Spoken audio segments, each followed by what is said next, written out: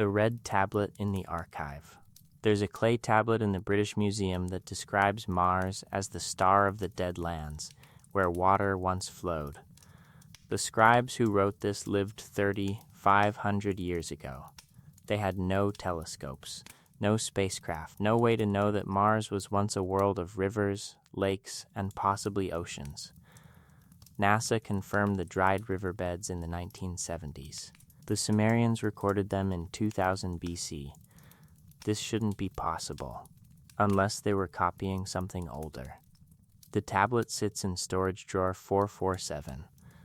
Catalog reference in faded ink on its edge, surrounded by thousands of other cuneiform texts describing the movements of planets, the decisions of gods, and the time before the flood, when kingship first descended from the heavens. It's part of the Mal.Apin series, astronomical compendiums that track celestial bodies with mathematical precision that wouldn't be matched in the West for another 2,000 years. But precision isn't what makes your fingers hesitate before touching the glass case. It's the specificity. Mars is red, yes, anyone can see that with naked eyes on a clear night. But the Mesopotamians went further. They called it Nergal, lord of the underworld, god of plague and desolation. They associated it with dust storms, with dead places, with the absence of life. They described its motion as erratic, wounded, limping through the stars in retrograde loops that suggested damage.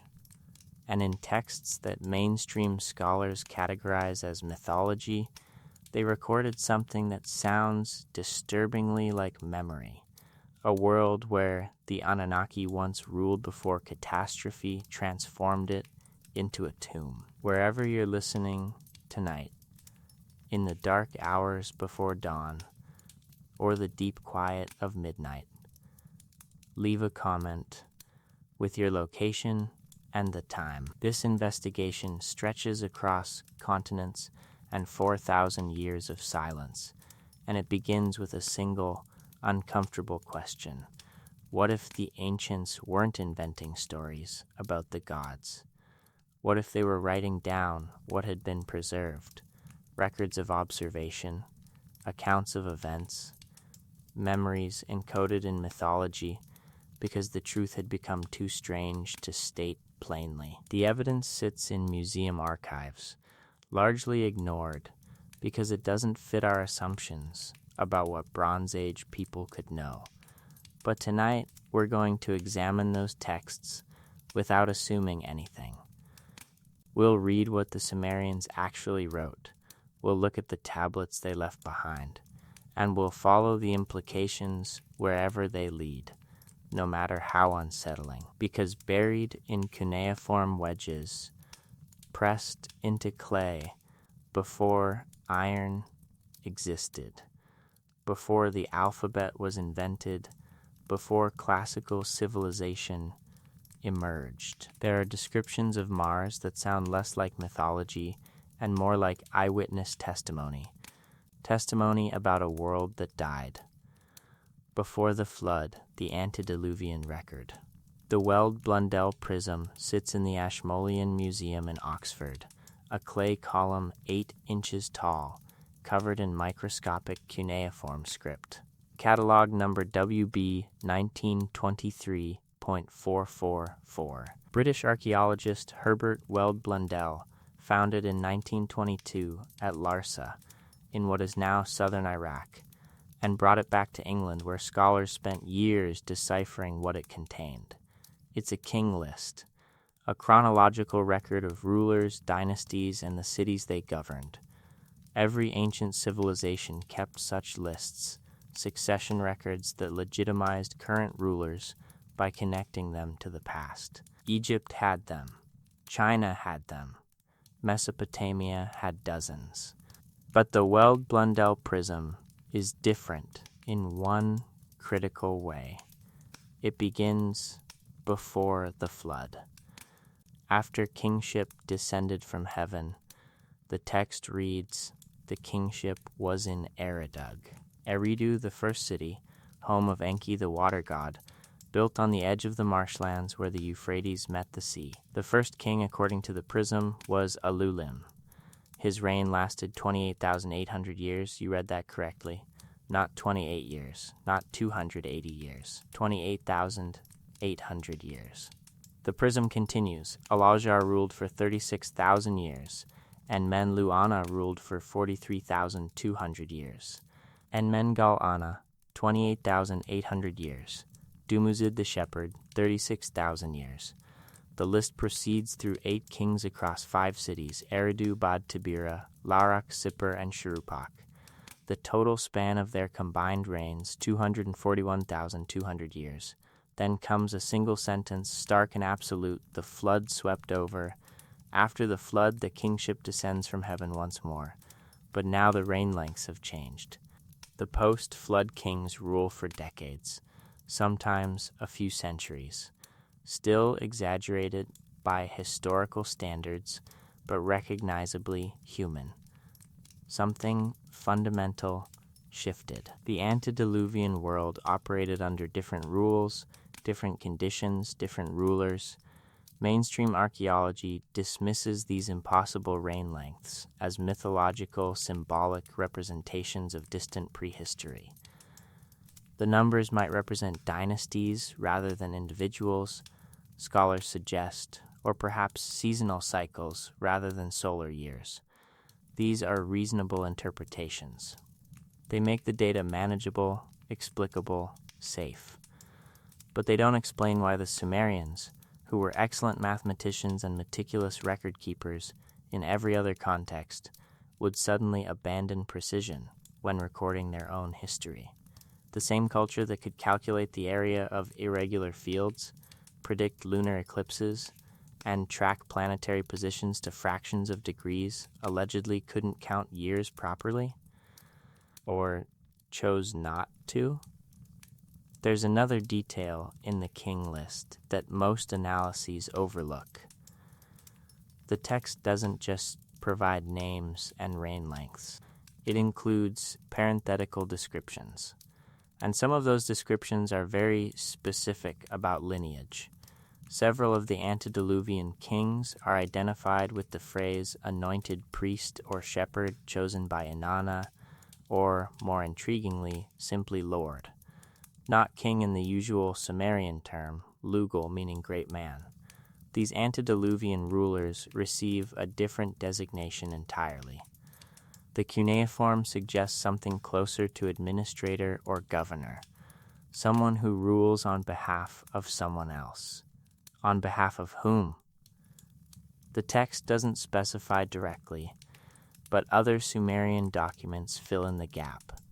The Anunnaki, the great gods who, according to Mesopotamian theology, numbered 50 and formed the divine council that governed cosmic affairs. Their name in Sumerian, Anunnaki, translates literally as princely offspring, or those of royal blood. Not those who came from heaven, despite popularized mistranslations, but the linguistic root makes clear they represent a distinct lineage, a separate category of being from ordinary humans.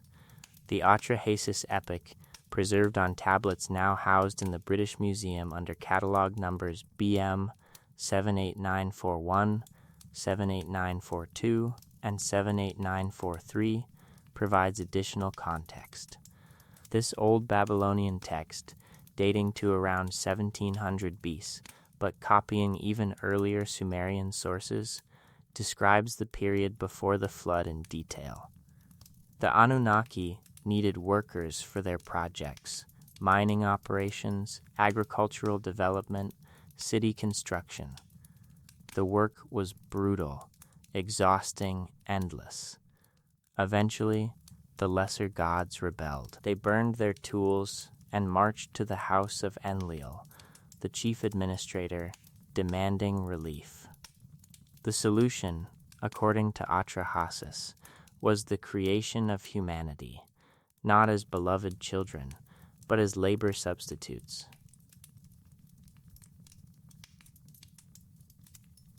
The text is remarkably clinical about this. Humans would be fashioned to bear the yoke and carry the workload the lesser gods could no longer sustain. 7 males, 7 females, crafted from clay mixed with the blood of a slain god, given just enough divine essence to be intelligent and capable, but kept mortal, limited, manageable. And who would govern these workers? The text implies a system, human kings operating under divine oversight, representatives of the Anunnaki installed in cities to manage populations, organize labor, report outcomes.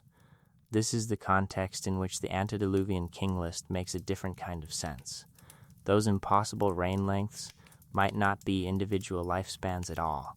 They might represent administrative periods, the duration of a particular governance structure, or the span of time that a certain system remained in effect before requiring replacement.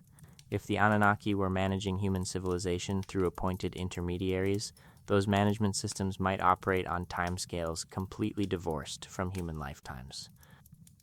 Which brings us back to Mars, because according to the Enuma Elish, the Babylonian creation epic preserved on tablets in the British Museum collection, the establishment of order in the cosmos, including the organization of celestial bodies and the assignment of administrative duties, happened after a catastrophic war among the gods, a conflict that shattered a planet. The Atrahasis text makes one more detail explicit. Before the flood, the Anunnaki lived among humans. After the flood, they withdrew. The pre-catastrophe world had direct divine administration. The post-catastrophe world had human kings operating with only occasional divine intervention.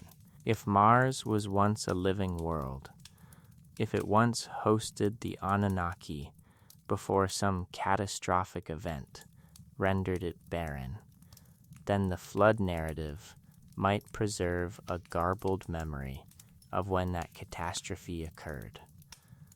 Not just a deluge on Earth, but a cosmic event that transformed the entire inner solar system. An event so devastating that even the Anunnaki had to relocate, had to reorganize, had to establish new systems of governance under drastically changed circumstances. The king list doesn't say this explicitly, but it records a before and after, a fundamental division between two eras so different they might as well be separate worlds. And it places that division at exactly the moment when, according to other texts, the cosmic order was shattered and then rebuilt. The prism sits in its climate-controlled case in Oxford, its wedge-shaped characters still crisp after 4,000 years. Scholars catalog it as mythology, but mythology of what? Invented fantasy contains internal consistency, archetypal patterns, symbolic logic. The king list reads like a bureaucratic document with missing context, as if the scribes were copying administrative records they no longer fully understood, preserving data whose significance had been lost. 8 kings, 5 cities, 241,200 years. Then the flood swept over, and everything changed. What were they recording? And why did they think it was important enough to copy and preserve long after those cities had crumbled into dust, long after the last person who remembered the antediluvian world had died? Perhaps because somewhere in those numbers, those names, those impossibly long reigns, there's encoded information, a record of when the Anunnaki governed directly, before catastrophe forced them elsewhere, before Mars became the dead land, before the waters stopped flowing and the red dust began its eternal storms across empty riverbeds. The text offers no interpretation. It simply states what was and then what came after. The rest is silence, broken only by the dry whisper of academic debate and the nagging sense that we're missing something obvious, something that Bronze Age scribes knew and tried to preserve, copying it faithfully across generations in the hope that someday someone would understand what they were actually saying. That kingship descended from heaven, that it was located in specific places, that it functioned under administrators whose terms of service bore no relationship to human lifespans, and that after the flood, after the catastrophe, after the cosmic reorganization, everything became smaller, shorter, more limited, more human. The planet of the crossing. The word appears in cuneiform as Nibiru, 3 wedge clusters pressed into clay. In Akkadian, the language that succeeded Sumerian as the lingua franca of Mesopotamia, it translates to crossing point or place of transition. Rivers have Nibiru, the ford where you cross from one bank to the other. Roads have Nibiru, the intersection where travelers must choose direction. The concept implies transition, passage, a threshold between one state and another. In astronomical texts, Nibiru refers to a celestial body, the question that has generated decades of controversy.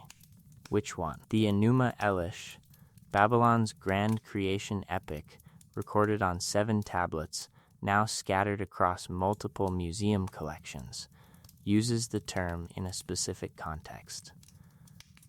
After Marduk defeats Tiamat, the primordial goddess embodying chaos and the salt waters, he takes her corpse and splits it in 2, using half to create the heavens and half to create the earth.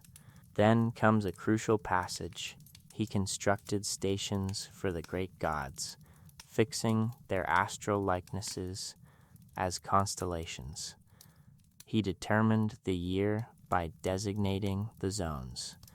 He established 3 stars each for the 12 months. After he had organized the year, he established the station of Nibiru to determine their bounds. Mainstream Assyriologists generally interpret Nibiru here as Jupiter, the largest planet, which dominates the night sky and moves through the zodiac with stately regularity. Jupiter as the crossing point makes astronomical sense. It marks divisions, establishes boundaries, its 12-year orbit neatly dividing the heavens into yearly sectors. This interpretation has substantial scholarly support and aligns with other Babylonian texts that associate Marduk, the god who defeated Tiamat, with the planet Jupiter. But there's a problem. Other cuneiform sources describe Nibiru in ways that don't fit Jupiter's observed characteristics. Some texts refer to Nibiru's appearance as dramatic, sudden, accompanied by disturbances in the normal celestial order. Jupiter is constant, predictable, always visible somewhere in its orbital track. It doesn't appear and disappear. It doesn't cross into the inner solar system and then vanish for long periods. A minority of researchers, most famously Zecharia Sitchin in his controversial Earth Chronicles series, proposed that Nibiru refers to an additional planet with a highly elliptical orbit, one that swings through the inner solar system only once every several thousand years. This interpretation has been thoroughly debunked by professional astronomers and Assyriologists alike. Sitchin's translations of Sumerian have been demonstrated to be fundamentally flawed, his understanding of cuneiform grammar inadequate, and his astronomical claims unsupported by celestial mechanics. Yet dismissing Sitchin's specific errors doesn't resolve the underlying textual puzzle. The Enuma Elish describes Nibiru in terms that suggest something more significant than just another planet in regular orbit. The text positions it as a marker, a cosmic administrator, something that establishes order and determines boundaries. Marduk uses Nibiru to fix the bounds of the other celestial bodies, an odd phrasing if Nibiru is simply Jupiter moving in its ordinary path. There's another possibility, one that neither mainstream nor alternative interpretations adequately address. What if Nibiru doesn't refer to a planet at all, but to a location, a crossing point between two orbital zones, the place where something passed from one region of the solar system to another? Consider the Enuma Elish narrative structure. Tiamat represents primordial chaos, but she's not abstract. She's described in material terms, with a body, with internal waters, with a physical presence that Marduk literally tears apart. After her destruction, Marduk reorganizes the remains into the current cosmic order. Half of Tiamat becomes the heavens, half becomes the earth, and her waters are distributed as the waters above and the waters below. Ancient scholars have long noted that this sounds like a cosmic catastrophe, not a theological metaphor. Something was destroyed, something was reorganized. The current order represents a reconstruction after violent upheaval. What if Nibiru marks the site of that catastrophe, the place where the crossing occurred, where something moved from one orbit into another, where the collision happened, where the boundary between the old cosmic order and the new one was violently established? The asteroid belt sits between Mars and Jupiter. It's a ring of debris, millions of fragments ranging from grain-sized to mountain-sized, orbiting in the space where mathematical models initially predicted a planet should exist. For decades, astronomers assumed the asteroid belt represented material that never coalesced into a planet due to Jupiter's gravitational interference. More recent analysis suggests something different. The composition of asteroids shows incredible diversity, metallic cores, rocky fragments, ice-rich bodies, consistent with material from a differentiated planet that was torn apart. The asteroids occupy a crossing zone, the boundary between the inner rocky planets and the outer gas giants, the place where something once was but no longer exists in coherent form. Mars orbits just inside this boundary.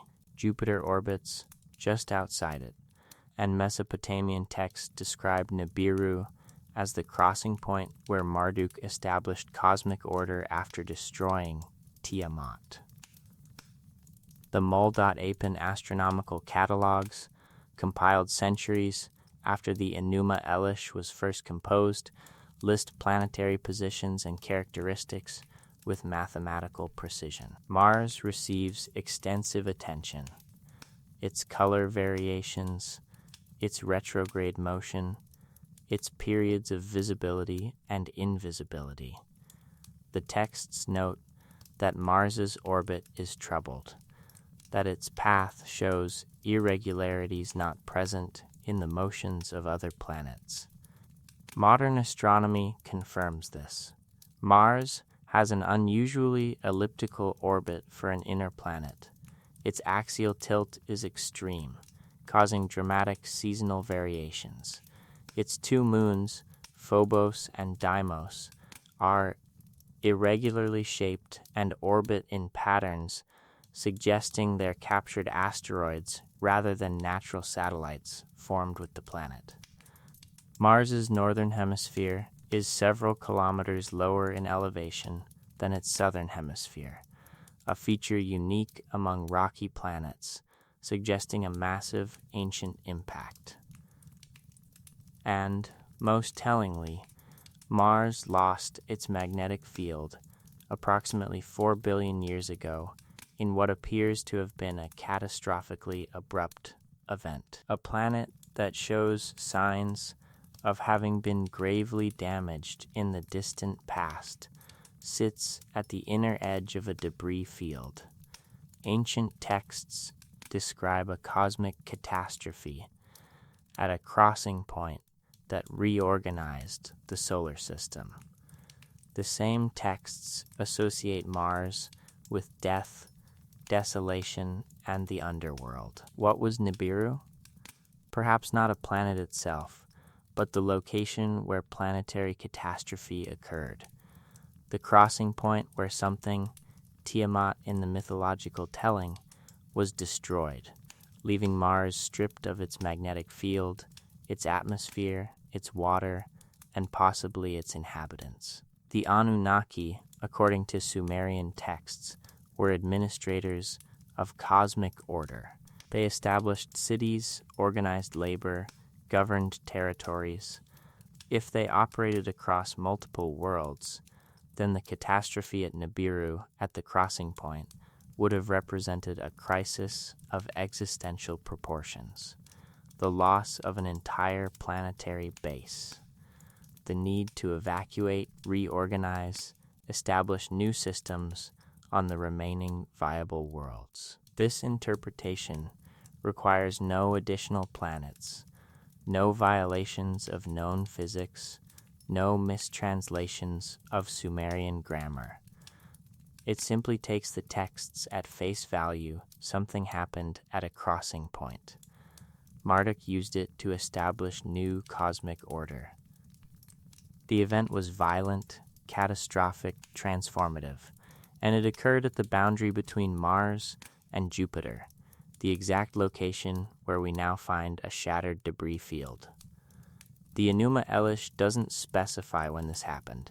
The text is myth, not chronology, but it places the event firmly in the past, in the time of cosmic formation, when the current order was established out of primordial chaos. Geologically, Mars lost its magnetic field and most of its atmosphere around 4 billion years ago. That's the same period when Earth's moon formed, likely from a massive impact. The same period when the inner solar system was undergoing what planetary scientists call the late heavy bombardment, a catastrophic spike in asteroid impacts that pockmarked every rocky world. Something happened in the inner solar system 4 billion years ago. Something violent enough to shatter worlds, strip atmospheres, create moons from debris. Mainstream science attributes this to random collisions during planetary formation. But the specificity of the damage, Mars losing its magnetic field, Earth gaining an oversized moon, a debris belt exactly where a planet might have been, suggests something more directed, more catastrophic. And Bronze Age texts preserved in cuneiform describe it. Call it Tiamat, call it the crossing, call it Nibiru. They're describing the same event from different angles. The moment when the solar system's current configuration was violently established, and everything that existed before was either destroyed or forced to adapt.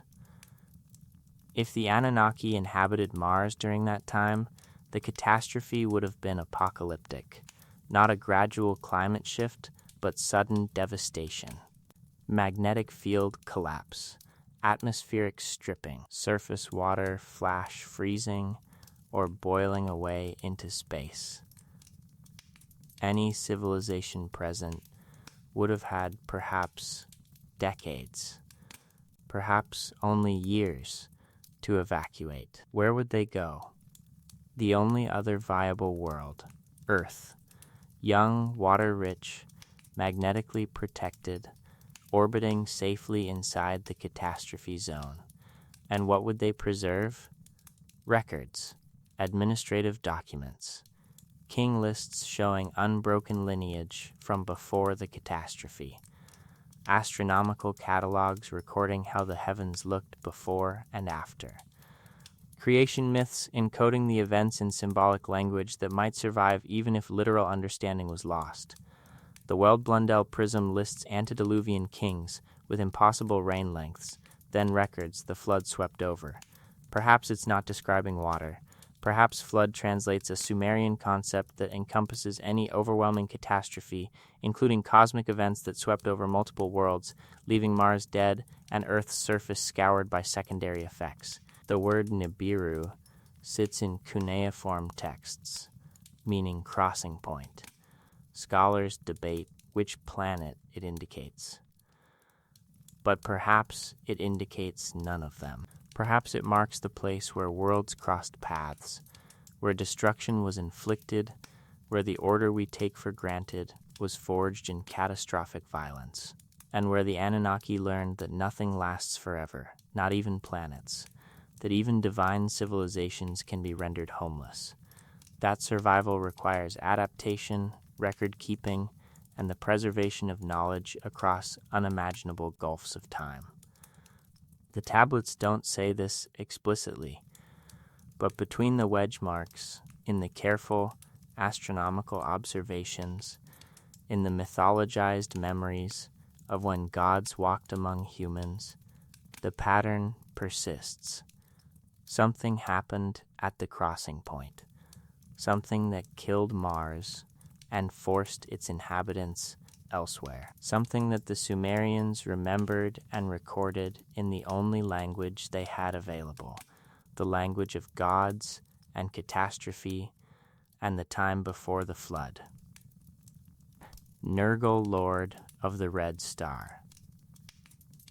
In the British Museum's cuneiform collection, tablet K3475 contains a hymn to Nergal. The text is fragmented, sections missing where the clay crumbled across millennia, but what remains is specific. Nergal, warrior of the gods, who makes fire and vapor, whose domain is the great below, whose weapon is the storm, whose face is dust. Nergal is Mars. The identification is consistent across hundreds of texts spanning 2,000 years of Mesopotamian civilization. But the characterization is oddly specific. Mars isn't just a war god in the generic sense.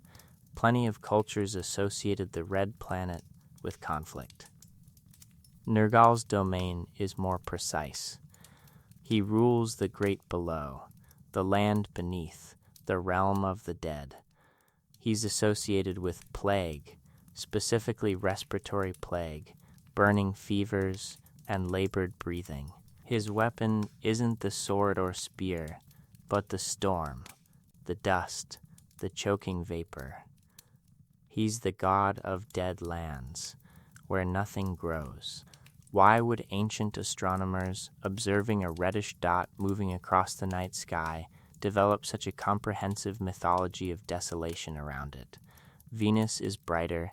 They made her Inanna, goddess of love and abundance. Jupiter is larger, more visually impressive. They made him Marduk, king of gods. Saturn moves with steady reliability. They called him Ninurta, lord of agriculture. But Mars, fourth from the sun, neither brightest nor largest, received this elaborate association with death, dust, and underground realms, as if the Mesopotamians weren't just observing its color, as if they knew something about what Mars actually was. The Mol.Apen astronomical catalogs describe planetary characteristics in detail. For Mars, the texts note its light is dim, its course is erratic. When it approaches, it darkens. When it retreats, it reddens. This is accurate observational astronomy. Mars does vary in brightness depending on its position relative to Earth. During opposition, when Earth passes between Mars and the Sun, the planet brightens dramatically.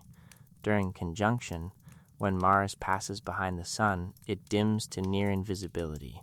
And yes, its color deepens to blood red as it recedes. But the texts add something else. They describe Mars as wounded, as limping through its course, as exhibiting motion that suggests injury sustained in battle. This is a strange way to describe retrograde motion. The apparent backward loop Mars traces in the sky when Earth, moving faster in its inner orbit, overtakes it. Venus and Mercury also exhibit retrograde motion, but they're not described as wounded. Only Mars receives this characterization of damage, unless the Mesopotamians weren't just describing apparent motion, unless they were recording actual knowledge about Mars's physical condition, a planet with a catastrophically damaged magnetic field, a shredded atmosphere, surface conditions so extreme that nothing could survive. Nergal's mythology contains details that shouldn't appear in Bronze Age texts. He's the lord of the dust that never settles, the storms that consume themselves, the water that disappeared into the depths. Mars's atmosphere is 95% carbon dioxide, so thin that atmospheric pressure at the surface is less than 1% of Earth's. Dust storms on Mars can envelope the entire planet, lasting for months, driven by temperature differentials in the weak atmosphere. And Mars's water, confirmed by multiple rover missions and orbital surveys, did disappear, either freezing into the subsurface or lost to space when the magnetic field collapsed. The Mesopotamians couldn't have observed these details through naked eye astronomy. The atmosphere is invisible. The magnetic field can't be detected without instruments. The subsurface ice lies meters beneath the regolith. Yet Nergal's mythology describes exactly these features: invisible destructive forces, vanished water, endless dust, a world where the very air is hostile to life. There's a tablet in the Louvre, catalog number AO6769, containing what scholars call the Poem of Nergal and Ereshkigal. It describes how Nergal descended to the underworld, the realm of the dead, and became its ruler. The descent wasn't voluntary. The text frames it as exile, punishment, a forced relocation after some transgression against the higher gods. Nergal doesn't choose the underworld, he's condemned to it. This is different from other underworld deities in ancient mythologies. The Greek Hades ruled the underworld because the cosmos was divided among three brothers. Zeus got the sky, Poseidon the sea, Hades the underworld. It was an administrative division, neutral in value. But Nergal's assignment to the realm of the dead reads like a demotion, a fall from a higher state. He wasn't always the lord of dust and darkness. He was sent there. What if this preserves a memory of actual relocation? If Mars was once habitable and then wasn't, anyone who had inhabited it would face a choice: evacuate or die. The descent to the underworld might encode the memory of that evacuation, leaving a living world for a dead one, or being forced to abandon Mars entirely for Earth's subterranean refuges while the planet adjusted to new inhabitants. The text describes Nergal taking with him 14 demons, each representing a form of plague or destruction. Scholars interpret this mythologically, personifications of disease and disaster. But the list is specific: burning fever, choking breath, muscle wasting, bleeding from the lungs, mental confusion, skin lesions, blindness. These aren't generic ailments. They're symptoms of radiation sickness and atmospheric depressurization. If Mars lost its magnetic field rapidly, and geological evidence suggests it did, any inhabitants would face immediate exposure to solar and cosmic radiation. The thin atmosphere would provide no shielding. Radiation poisoning produces exactly the symptoms Nergal's demons inflict: cell death, hemorrhaging, respiratory failure, neurological damage. You wouldn't need to understand radiation in modern terms to observe and record the symptoms. You'd just need to survive the exposure long enough to document what you witnessed. Nergal is depicted in Mesopotamian art as a warrior carrying a scimitar, often accompanied by a lion and standing on a mountain. The lion is interesting. It represents arid, harsh environments in Mesopotamian symbolism. Not the domesticated lands of cities and fields, but the wilderness beyond, where water is scarce and survival is struggle. Mars's symbol was a lion throughout Babylonian astronomy. The association persisted for thousands of years. The mountain detail is equally intriguing. Mars has the largest volcanoes in the solar system, Olympus Mons rises 21 kilometers above the Martian datum, nearly 3 times the height of Mount Everest. It's a shield volcano so massive that its base is as wide as the state of Arizona. 4 other enormous volcanoes cluster in the Tharsis region, dominating the planet's topography. From Mars's surface, these wouldn't just be mountains. They'd be world-defining features, visible from hundreds of kilometers away, their peaks rising above the dust storms that scour the lower elevations. Could Bronze Age Mesopotamians know Mars has mountains? Only if someone who'd been there told them. Only if the association of Nergal with mountains wasn't symbolic but descriptive. Only if the iconography preserved actual geographic information encoded as religious imagery. There's another detail in Nergal's mythology that appears repeatedly. He is Lord of the Kur, a Sumerian word usually translated as underworld or netherworld. But Kur doesn't specifically mean a realm of death. Its literal meaning is foreign land or mountain country, a place that's not home, somewhere distant and alien. The same word is used for foreign territories, for highland regions beyond Mesopotamian borders, and for the realm of the dead. What if Kur, in the context of Nergal, means exactly what it says literally, a foreign mountain land? Not metaphorical death, but an actual distant place characterized by mountains and foreignness. Mars, a world of volcanoes, utterly alien to Earth's environment, a place where Mesopotamians no longer lived, but once had. The astronomical observations of Mars, tracked by Babylonian scribes, show remarkable dedication. The planet was monitored continuously, its position recorded nightly when visible, its disappearances and reappearances logged with mathematical precision. This data fed into predictive models that allowed priests to forecast where Mars would appear months or years in advance. No other planet received quite this level of obsessive attention except Venus, and Venus was important for different reasons. She marked planting seasons and was visible every dawn and dusk. Mars was harder to spot, dimmer, more irregular in its appearances. Yet the Babylonians tracked it fanatically, as if its position mattered desperately, as if knowing where Mars was carried significance beyond astronomical curiosity. Astronomers maintaining contact with a lost colony would behave exactly this way.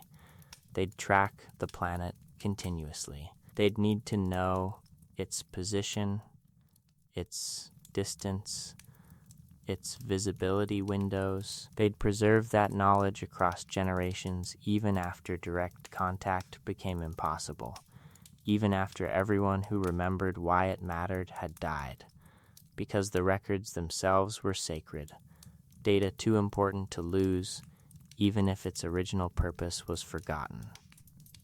Nergal's temples existed throughout Mesopotamia, but the primary cult center was at Kutha, a city in central Iraq. Excavations at the site have uncovered temple complexes dating back to the early dynastic period, contemporary with the earliest writing. The temple's name was E-Meslam, House of the Lord of the Underworld. Offerings to Nergal emphasized red stones, carnelian, jasper, red ochre. The color wasn't random or merely symbolic. Mars is red because its surface is coated in iron oxide, rust. The planet is literally covered in oxidized iron, giving it that distinctive blood-colored appearance. Why would a Bronze Age death cult specifically associate its god with red stones? Unless the association preserved information about what Mars actually looks like at ground level, a rusty desert stretching to every horizon, red dust coating everything, iron oxide permeating the regolith. The mythology says Nergal rules a dead land. Astronomy shows Mars is a planet. Geology confirms Mars is indeed dead. No magnetic field, thin atmosphere, frozen water, oxidized surface. And Bronze Age texts connect all three. The red planet is the realm of the death god, who rules a foreign mountain land characterized by dust, vanished water, and hostile air. If you described Mars to someone who'd never heard of it and asked them to create a deity representing that world, they'd create Nergal. And if the Mesopotamians were doing the reverse, encoding real knowledge about Mars in mythological language, they'd produce exactly the texts we actually have. Nergal, wounded and limping through the heavens, ruling the dust-choked foreign mountain land beneath, where water vanished and only death remained. Not poetry, not metaphor, description. The waters of Mars. Tel Abu Shaharain sits in the Iraqi desert 50 kilometers southwest of Nasiriyah, a low mound rising from flat terrain. Wind-sculpted and sun-baked, it looks like 1,000 other tells scattered across southern Mesopotamia, ancient cities reduced to dirt hills, their mud-brick architecture dissolved back into the earth. But this particular tell has a name in Sumerian records, Eridu. The first city, the place where, according to cuneiform texts, kingship first descended from heaven. Archaeologists have excavated Eridu multiple times, first in the 1940s under Iraqi leadership, then more extensively in the 1980s and 1990s. What they found disturbed conventional chronologies. The settlement showed 18 distinct occupation levels, the oldest dating to approximately 5400 BCE. At that deepest level, they uncovered the foundation of a temple, not a temple built on top of earlier structures, not a temple constructed at the site of prior significance, a temple at the very beginning, at the moment of founding. The first structure at the first city was dedicated to Enki, the Sumerian god of fresh water, wisdom, and magic. As excavation proceeded upward through occupation levels, something remarkable appeared. Each successive generation had built a new temple directly on top of the old one, maintaining perfect spatial continuity. 18 levels of temple construction spanning 3,000 years, each one positioned exactly where the previous version had stood. By the time of Earth period, around 2000, the temple had evolved into a massive ziggurat, but its foundation still rested on that original structure from 5400 BC. What could motivate such extreme architectural conservatism? The usual explanation cites religious tradition. Sacred space remains sacred, so temples get rebuilt in the same location. But that doesn't explain why Eridu's temple was positioned precisely at its specific coordinates from the very first occupation. Usually, temples develop at sites where something significant happened, where an appearance occurred, where a victory was won. Sacred space has an origin story. Eridu's temple has no origin story. It begins as a temple. It's already sacred at founding. The site itself is the reason for the city, not the other way around.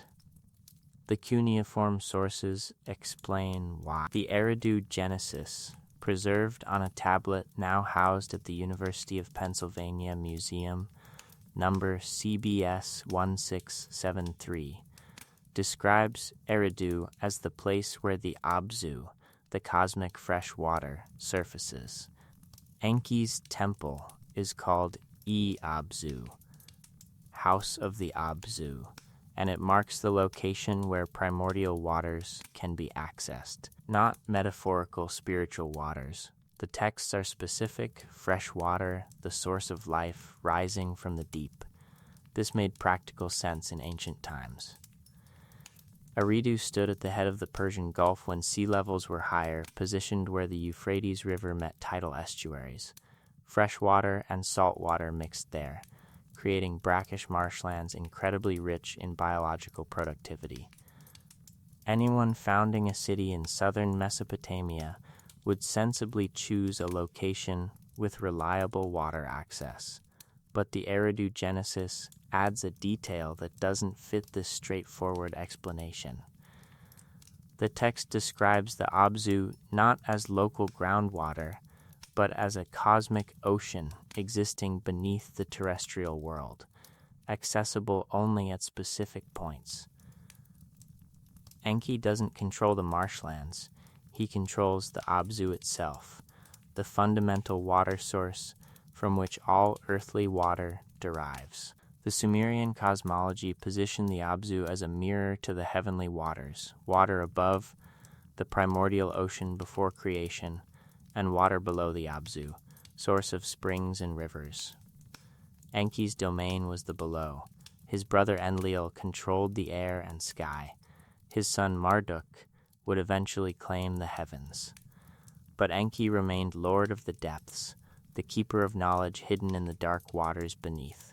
Why did wisdom and water connect so strongly in Mesopotamian thought? Other cultures separated these domains. Greek Athena embodied wisdom, but had nothing to do with oceans. Poseidon ruled waters, but wasn't particularly known for intelligence. Only in Sumerian theology do deep waters and deep knowledge merge in a single deity, unless the association isn't metaphorical, unless knowledge really was stored in water, specifically in the subsurface water of Mars. NASA's rovers and orbital surveys have confirmed that Mars possesses extensive subsurface ice. The Phoenix lander detected it directly in 2008, scraping through surface regolith to expose pure water ice just centimeters below. Radar sounding from orbit has mapped vast ice deposits extending across the northern plains and beneath both polar regions. The estimated volume exceeds the water in all of Earth's Great Lakes combined. But that water isn't accessible on the surface. Mars's atmospheric pressure is too low for liquid water to exist stably, except in brief localized conditions. Water ice on Mars sublimates directly to vapor, skipping the liquid phase entirely. To access Mars's water resources, you'd have to dig beneath the surface, reaching the subsurface ice deposits protected from sublimation by overlying regolith. You'd need to access the Abzu, the deep waters beneath. If Mars was once inhabited and then suffered catastrophic magnetic field loss and atmospheric stripping, any surviving infrastructure would necessarily move underground. Surface exposure would be lethal. But subsurface habitats, insulated by meters of regolith and supplied by subsurface ice, could remain viable. You could theoretically sustain a civilization beneath Mars's surface for a very long time if you had no other options. Enki is described in texts as he who dwells in the Abzu, as lord of the foundations, as the one beneath, not visiting the depths but residing there. His temple at Eridu marked the spot where connection to that subterranean realm was maintained. What if Eridu's temple wasn't just commemorating a freshwater spring? What if it marked a communication point, a location where contact could be maintained with the deep waters of another world, specifically with subsurface Mars, where the Anunnaki had retreated when surface conditions became uninhabitable? The Barton cylinder, housed at the Penn Museum under catalog number CBS 8383, contains an early dynastic creation account that predates the Babylonian Enuma Elish by more than 1,000 years. It's fragmentary, frustratingly incomplete, but the sections that survive describe the initial organization of the cosmos. When the gods, like men, bore the work and suffered the toil, the great gods were digging waterways. They dredged the Tigris and Euphrates. Gods. Digging waterways. Suffering toil. This isn't typical creation mythology. Usually, creation accounts involve speech acts, let there be light, or cosmic battles, or divine procreation. Physical labor by gods is rare. But the Barton cylinder presents creation as hydraulic engineering. The cosmos was organized not through magic, but through excavation, canal construction, water management. This sounds like terraforming, like making an environment habitable through infrastructure development. If the Anunnaki arrived on Earth from a dying Mars, their first priority would be water management, ensuring reliable freshwater access, establishing irrigation, creating stable agricultural zones. The Tigris and Euphrates weren't natural gifts waiting to be discovered. They required management, canalization, flood control. Early Sumerian civilization depended entirely on that water management, and according to the Barton cylinder, the gods themselves performed that initial work. They dug the channels. They established the systems. Then, when the labor became too burdensome, they created humans to maintain it. The text continues, "When Enki came to Eridu, there was a spring. When he came to the clear canal, he found the waters turbulent. He established purity. He brought forth. The passage breaks off. The tablet damaged beyond reconstruction at the crucial moment. But the implication is clear. Enki's arrival at Eridu coincides with the establishment of clean water access. He came to a location with water problems and fixed them, implementing systems that brought forth clarity and purity. Someone with technological knowledge arrived at a freshwater site and established purification systems. That's not mythology. That's engineering history encoded as religious narrative." Enki's symbols reinforce this technological interpretation. He's associated with the goatfish, a creature that's half terrestrial and half aquatic, a being adapted to move between environments, capable of surviving in water and on land. His sacred number is 40, which appears repeatedly in Mesopotamian mathematics as a base unit for large calculations, and his epithet Nudimid translates roughly as the fashioner, one who shapes and creates through craft rather than through will or word. These aren't attributes of a mystical water spirit. They're characteristics of an engineer, an adapter, someone skilled at creating solutions to environmental challenges. The Iabzu temple at Eridu contained an unusual architectural feature, a subterranean chamber accessed by a descending staircase. Excavators found it sealed in antiquity, deliberately filled with clean sand and closed off. What was it for? The official archaeological interpretation suggests ritual purposes, a symbolic descent to the underworld for ceremonial purification, but it's an oddly practical design for symbolic purposes. The chamber is precisely constructed, its walls carefully plastered, its floor level and well drained. It looks less like a ritual space and more like an access point, a functional underground room designed for regular use and then, at some point, permanently sealed. If Eridu marked a communication site with subsurface Mars, that chamber might have housed equipment, might have served as the physical location where contact was maintained. When that contact was permanently lost, when Mars's subsurface refuges finally failed or were abandoned, the chamber would lose its function. Sealing it would be an appropriate response, formalizing the end of an era, closing off access to a realm that was no longer reachable. The Eridu Genesis text records something crucial. The black-headed people had no king. The gods made kingship descend from heaven to earth.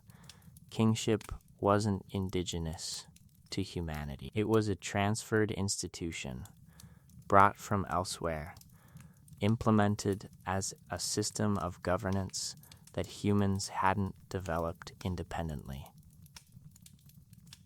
If the Anunnaki were relocating from Mars to Earth, they'd need to establish administrative systems to manage human populations they'd created or adopted. They'd need representatives, intermediaries, local administrators who understood human needs but could implement Anunnaki priorities. They'd need kings. And where would they establish the first such kingship? At Eridu, at the point of contact, at the location where communication with the home realm, the Abzu, the deep waters of Mars, could still be maintained. The 18 temple levels at Eridu span 3,000 years, from 5400 BC to approximately 2400 BC. Then Eridu declines. The city doesn't die suddenly. It slowly loses importance, its population drifting away, its temples falling into disrepair. By 2000 BC, it's essentially abandoned.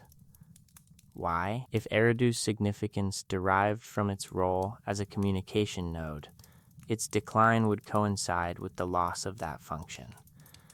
If Mars's subsurface habitats finally collapsed, if the last contact was lost, if the Abzu became truly unreachable, then Eridu's sacred status would fade.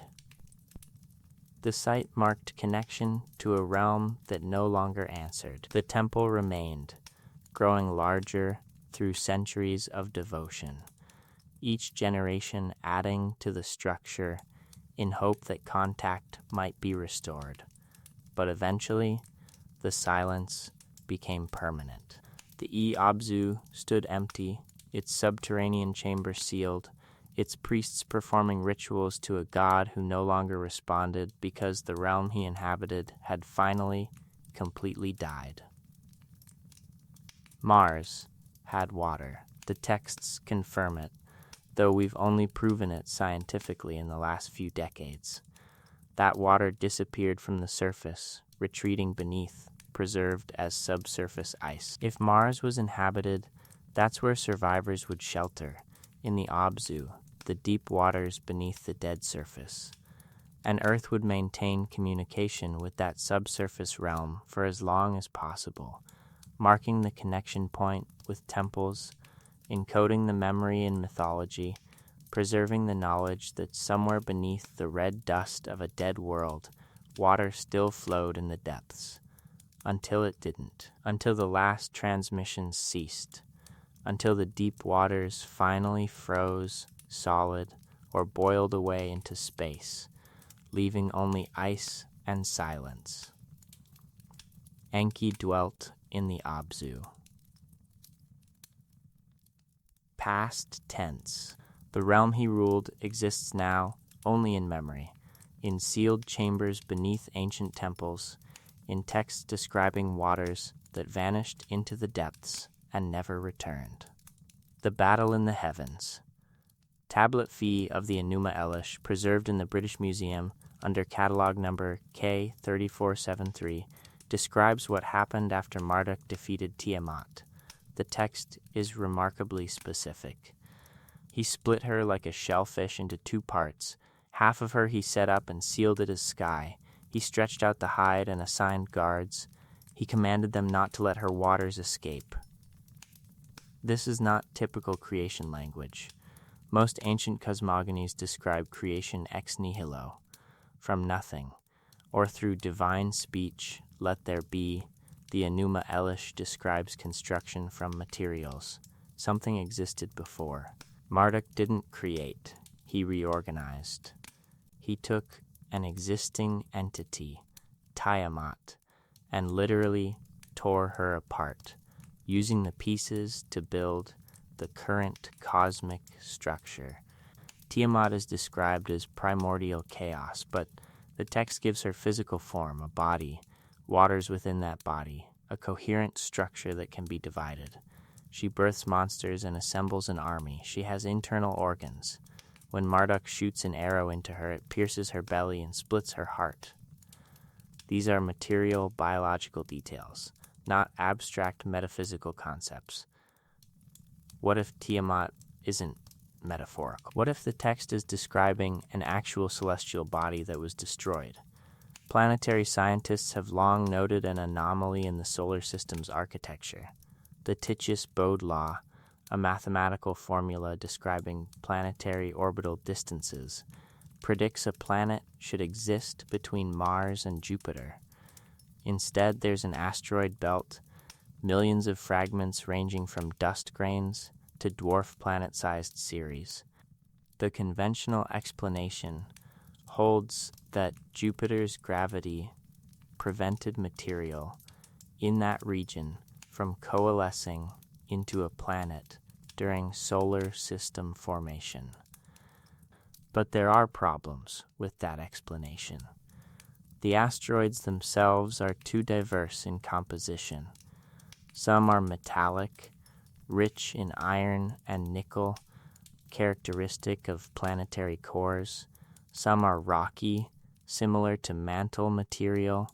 Some are carbonaceous, rich in organic compounds and volatile ices.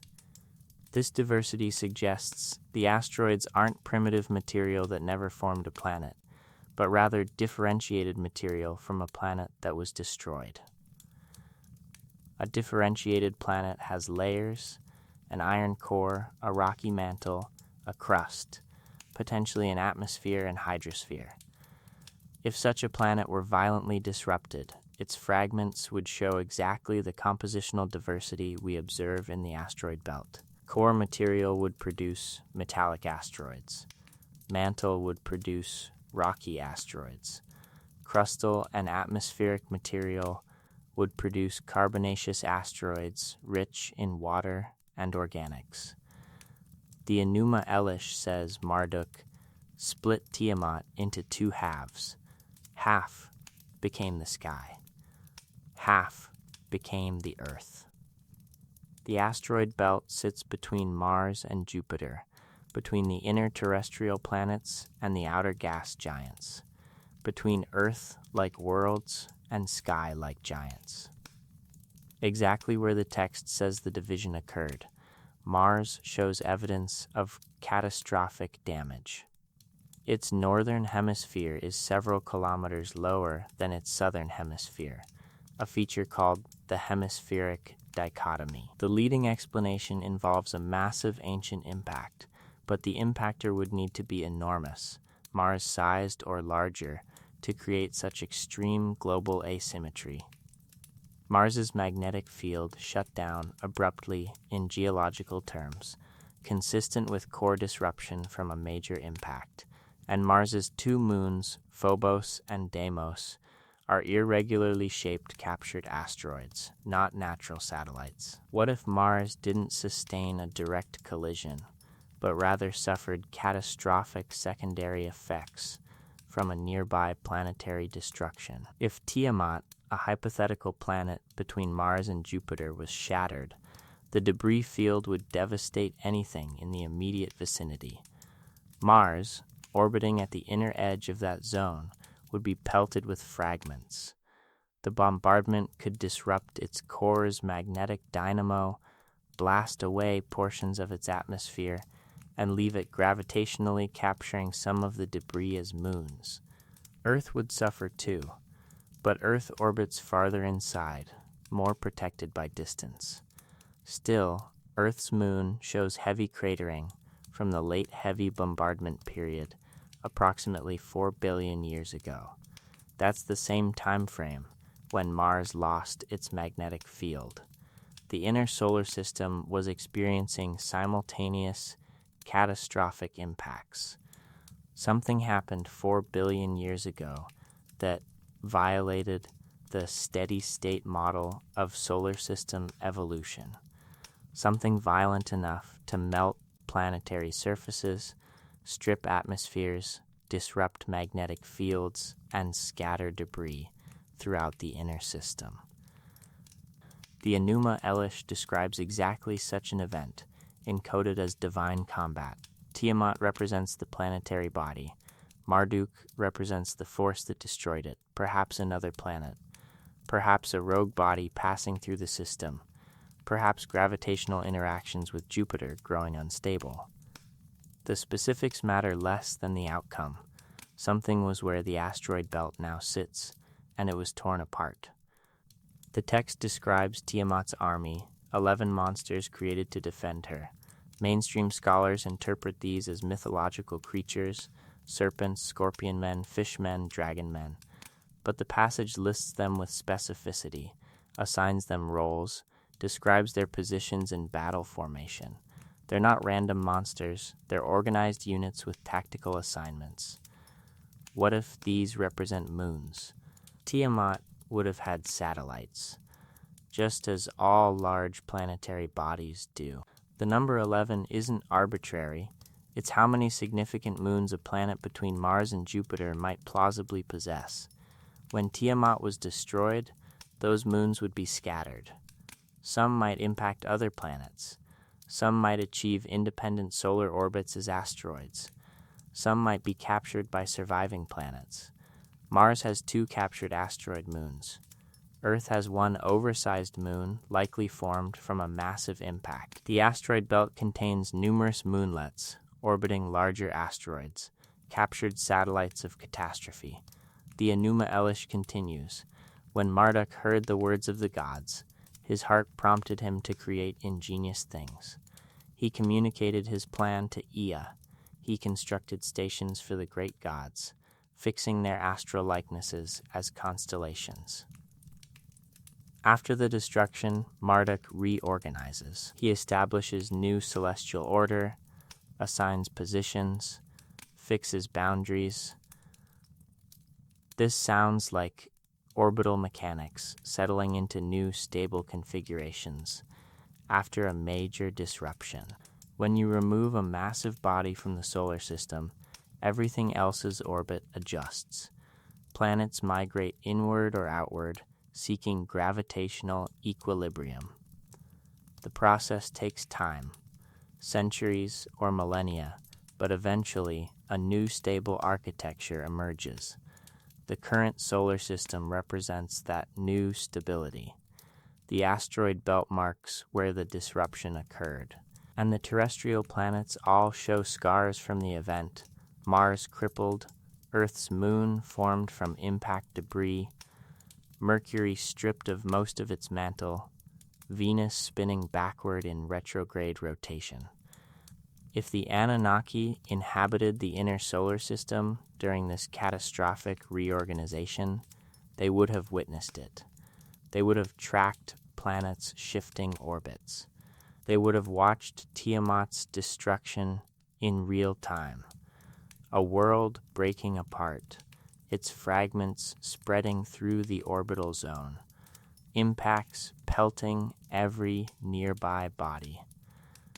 They would have recorded it, and if they survived the event, that record would become their most important historical document. The moment when the cosmos was violently restructured, the moment when Mars became uninhabitable, the moment when evacuation to Earth became the only option for survival. The Enuma Elish isn't a creation myth in the sense of describing the universe's origin. It's a reconstruction myth. It describes how the current order was established out of the ruins of a previous order, how something was destroyed and something else was built from the wreckage. Tablet 6 describes what Marduk does after securing victory and establishing cosmic order. When Marduk heard the words of the gods, his heart prompted him to fashion artful works. Opening his mouth, he addressed Ea to impart the plan he had conceived in his heart. I will take blood and fashion bone. I will establish a savage. Man shall be his name. Humanity is created immediately after the cosmic reorganization, not coincidentally, not as an afterthought. The creation of humans is the direct consequence of Tiamat's destruction, as if the loss of a planetary base necessitated a new labor force, a new population to replace whatever was lost when the old world shattered. The text specifies that humans will be created to serve the gods, to bear the load so the gods can rest. This is transactional language. The gods need workers because they've lost something, because their original systems have failed, because they must rebuild civilization from scratch in a new location with limited resources. Earth becomes the refuge. Humans become the workforce. And Mars, once a living world orbiting safely between Earth and Tiamat, becomes a dead relic, preserved in mythology as Nurgle's realm, the dusty underworld where nothing grows. The Enuma Elish was recited annually at the Babylonian New Year festival. Every year, the entire population would gather to hear the epic of creation performed by priests in ritual context. Why? Creation myths are usually told, not performed as annual mandatory recitals. But this wasn't entertainment, it was preservation. If the text encodes actual astronomical events, the destruction of a planet, the reorganization of orbits, the establishment of current cosmic architecture, then annual recitation ensures the information survives. Even if civilization collapses, even if writing is lost, even if everything else disappears, the core story would persist through oral tradition. The battle in the heavens, the splitting of Tiamat, the creation of humans from the blood of defeated gods. Generation after generation, the Babylonians recited this text without understanding its astronomical content. They knew it was important. They knew it was sacred. They knew it described something fundamental about reality. But the literal knowledge that it documented an actual planetary catastrophe was lost, leaving only the mythological framework, until we started exploring the asteroid belt and realized something should be there, but isn't, until we measured Mars's dead magnetic field and wondered what killed it, until we saw the asteroid compositions and recognized them as planetary fragments. The Enuma Elish has been sitting in museums for over a century, cataloged as mythology. But perhaps it's not. Perhaps it's astronomy, disaster documentation, the preserved memory of survivors recording what they witnessed when a world died and the heavens were violently reorganized. Marduk split Tiamat into two halves. The asteroid belt marks where she existed. Mars sits at the inner edge, scarred and dead. Earth orbits safely interior, hosting refugees who encoded their history as mythology because no one would believe the literal truth. That the solar system wasn't always configured as it is now. That planets can die. That destruction on an unimaginable scale is possible, and that somewhere in our past we witnessed it happen and wrote it down, preserving the memory for the day when we'd have telescopes and spacecraft and the ability to verify what Bronze Age texts recorded 4,000 years ago. The battle in the heavens wasn't a metaphor. It was reporting, and the reporters were there when it happened, watching from Mars as Tiamat shattered and rained debris across the inner system, ending one era and beginning another. The era we now inhabit, built on the ruins of what came before, when gods measured the sky. In the basement archives of the British Museum, clay tablets by the hundreds preserve something remarkable: nightly observations of planetary positions spanning 6 centuries. These are the astronomical diaries, cuneiform texts recording the positions of the moon, sun, and planets night after night from approximately 750 BC to 50 BC. The scribes who created them worked in Babylon, standing on temple rooftops at sunset and dawn, measuring angles with simple tools, noting which stars stood near which planets, recording retrograde motions and conjunctions with mathematical precision. The observations of Mars are particularly detailed, not just position, but color variations, brightness fluctuations, the specific degree of retrograde arc, the duration of visibility periods. The data is dense, technical, obsessively thorough. This isn't casual stargazing. This is systematic surveillance. Why did the Babylonians care so much about Mars? Venus is brighter and marks agricultural seasons. Tracking Venus makes practical sense for a farming civilization. The moon controls tides and menstrual cycles. Lunar observation has obvious utility. But Mars? Dimmer than Jupiter, less regular than Saturn, frequently invisible for months at a time, Mars offers no practical benefit to farmers or priests. Yet the diaries track Mars with intensity equal to or exceeding any other celestial body. The scribes recorded every observation possible, noted every peculiarity, calculated predictive models to forecast Mars's future positions years in advance. This level of attention suggests Mars wasn't just another planet.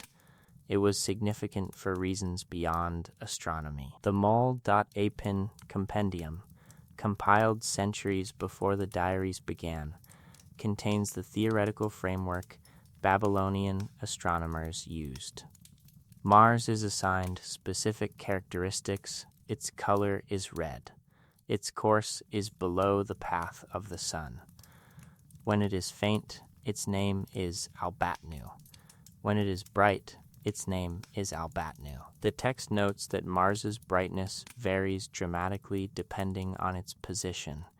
Accurate observation of how Mars appears much brighter during opposition when Earth passes between Mars and the Sun than during conjunction when Mars passes behind the Sun relative to Earth.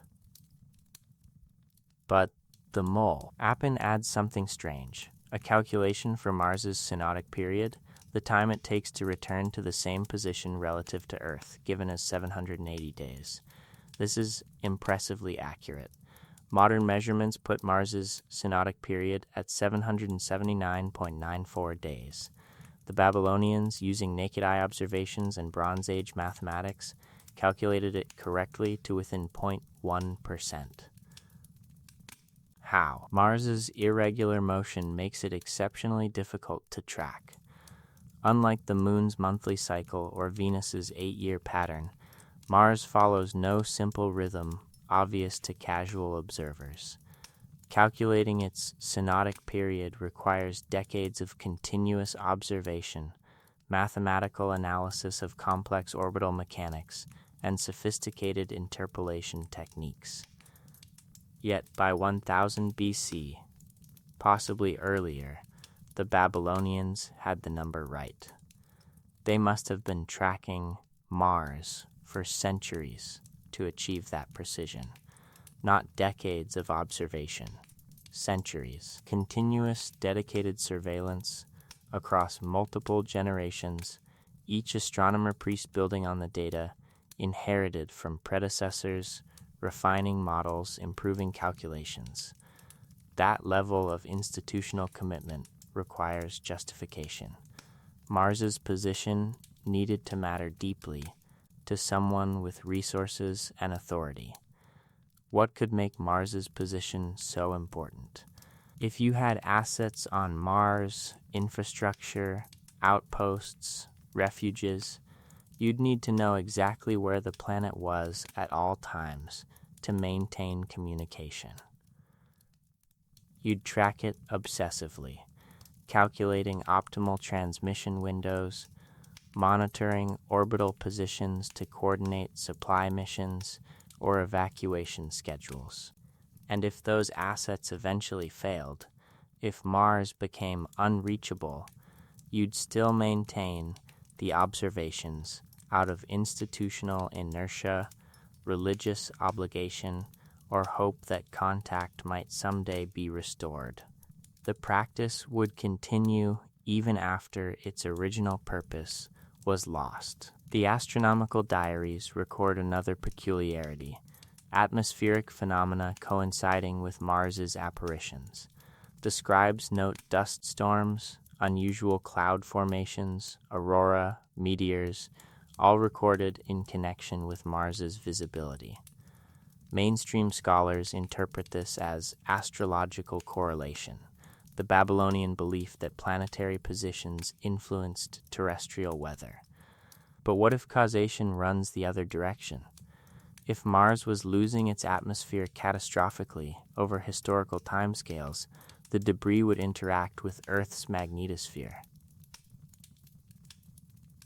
Streams of atmospheric particles stripped from Mars by solar wind would produce effects visible from Earth, auroral displays, meteor showers from Mars origin material, even subtle atmospheric perturbations. The Babylonians wouldn't understand the mechanism, but they'd observe the correlation. When Mars is visible, unusual sky phenomena occur. Modern satellite data shows Mars is still losing atmosphere. The MAVEN mission measured the escape rate at about 100 grams per second, a slow leak by planetary standards but significant over geological time. 4 billion years ago, when Mars's magnetic field collapsed, the escape rate would have been much higher. If the collapse happened during a period when humans were observing the sky, they'd witness Mars visibly dimming as its reflective atmosphere thinned, its surface details becoming more obscure beneath thickening dust storms, its color deepening to blood red as more iron oxide was exposed. They'd record it as the death of Nergal's realm, as the dust that never settles, as the gradual transformation of a world into a tomb. The precision of Babylonian astronomy is usually attributed to mathematical sophistication and long observational tradition. Both are true, but there's another possibility. What if the mathematics wasn't developed from scratch? What if the Babylonians inherited astronomical models from earlier sources, models that already contained advanced concepts because they'd been developed by civilizations with better instruments? The Sumerians appeared suddenly in southern Mesopotamia around 4000 BE with fully formed writing, mathematics, and astronomy. No earlier cultures showed these capabilities. The Ubaid people who preceded the Sumerians were village farmers with no written records, no cities, no complex administrative systems. Then, abruptly, everything changes. Cities appear. Writing appears. Complex mathematics and astronomical observation appear simultaneously. This sudden emergence has puzzled archaeologists for decades. Cultural development usually shows gradual progression. Proto-writing before writing. Simple counting before complex mathematics. Basic star lore before systematic astronomy. But Sumerian civilization appears without obvious antecedents, as if transplanted wholesale from elsewhere. The Sumerian king list states explicitly, after kingship descended from heaven, the kingship was in Eridu. Not after humans developed kingship, not when kingship began, but when it descended, came from above, was transferred, was installed. If the Anunnaki brought administrative systems, they'd bring the mathematical and astronomical knowledge necessary to maintain those systems. Calendar calculations, seasonal predictions, eclipse forecasts, all critical for agricultural planning and religious ritual. The Sumerians wouldn't need to invent these sciences from scratch. They'd receive them fully developed, maintain them through specialized priesthoods, and preserve the data even after forgetting its original purpose. The astronomical precision we see in Babylonian records isn't impressive for Bronze Age humans inventing astronomy. It's exactly what you'd expect from Bronze Age humans preserving astronomy they'd received from more advanced sources. Mars observations in the diaries include a detail that's easy to overlook, references to Mars's moons. Not explicitly named as moons, the concept wouldn't be formalized until Galileo observed Jupiter's satellites in 1610 CE, but described as attendants or followers that appear near Mars during specific observational conditions. Phobos and Deimos, Mars's two small moons, are barely visible from Earth even with modern telescopes. They're too small, too dim, too close to Mars's glare to be distinguished without optical aid. Modern astronomy credits their discovery to American astronomer Asaph Hall in 1877, using the U.S. Naval Observatory's 26-inch refracting telescope. But the diaries mention Mars's attendants. Brief notes. Easily dismissed as scribal errors or misidentified stars. Yet the references persist across multiple tablets, different scribes, different time periods, always in the context of Mars observations, always described as moving with Mars rather than remaining fixed like background stars. Could Bronze Age astronomers see Phobos and Deimos? Not from Earth, but if they inherited knowledge from sources who'd been to Mars, who'd observed the moons from Mars's surface, where they're prominent naked-eye objects, that knowledge might persist in astronomical texts long after its origin was forgotten. Phobos is odd, even by moon standards. It orbits below Mars's synchronous orbit, meaning it rises in the west and sets in the east, backward compared to Mars's rotation. It completes 3 full orbits every Martian day, and it's gradually spiraling inward, destined to either crash into Mars or break apart into a ring system within 50 million years. Phobos is temporary, a recently captured object or the fragment of something larger that was destroyed. If you lived on Mars during catastrophic bombardment from Tiamat's destruction, Phobos's capture would be a visible event. A new moon appearing in the sky, settling into an impossible backward orbit, dominating the heavens with its rapid motion. You'd record it. You'd track it. And if you later relocated to Earth, you'd preserve that knowledge, noting Mars's attendance in astronomical texts, even though they're invisible from Earth's surface. The diaries continued for 6 centuries, then stopped around 50 BC.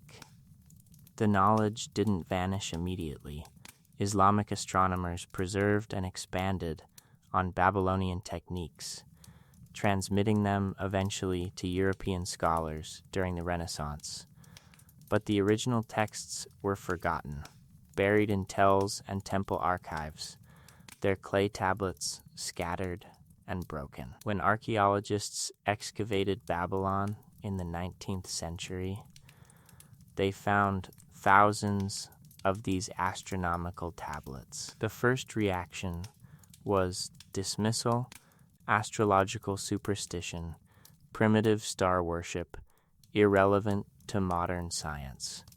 Then, as cuneiform was deciphered, scholars realized what they were reading: systematic, accurate, mathematically sophisticated astronomical observation extending across centuries.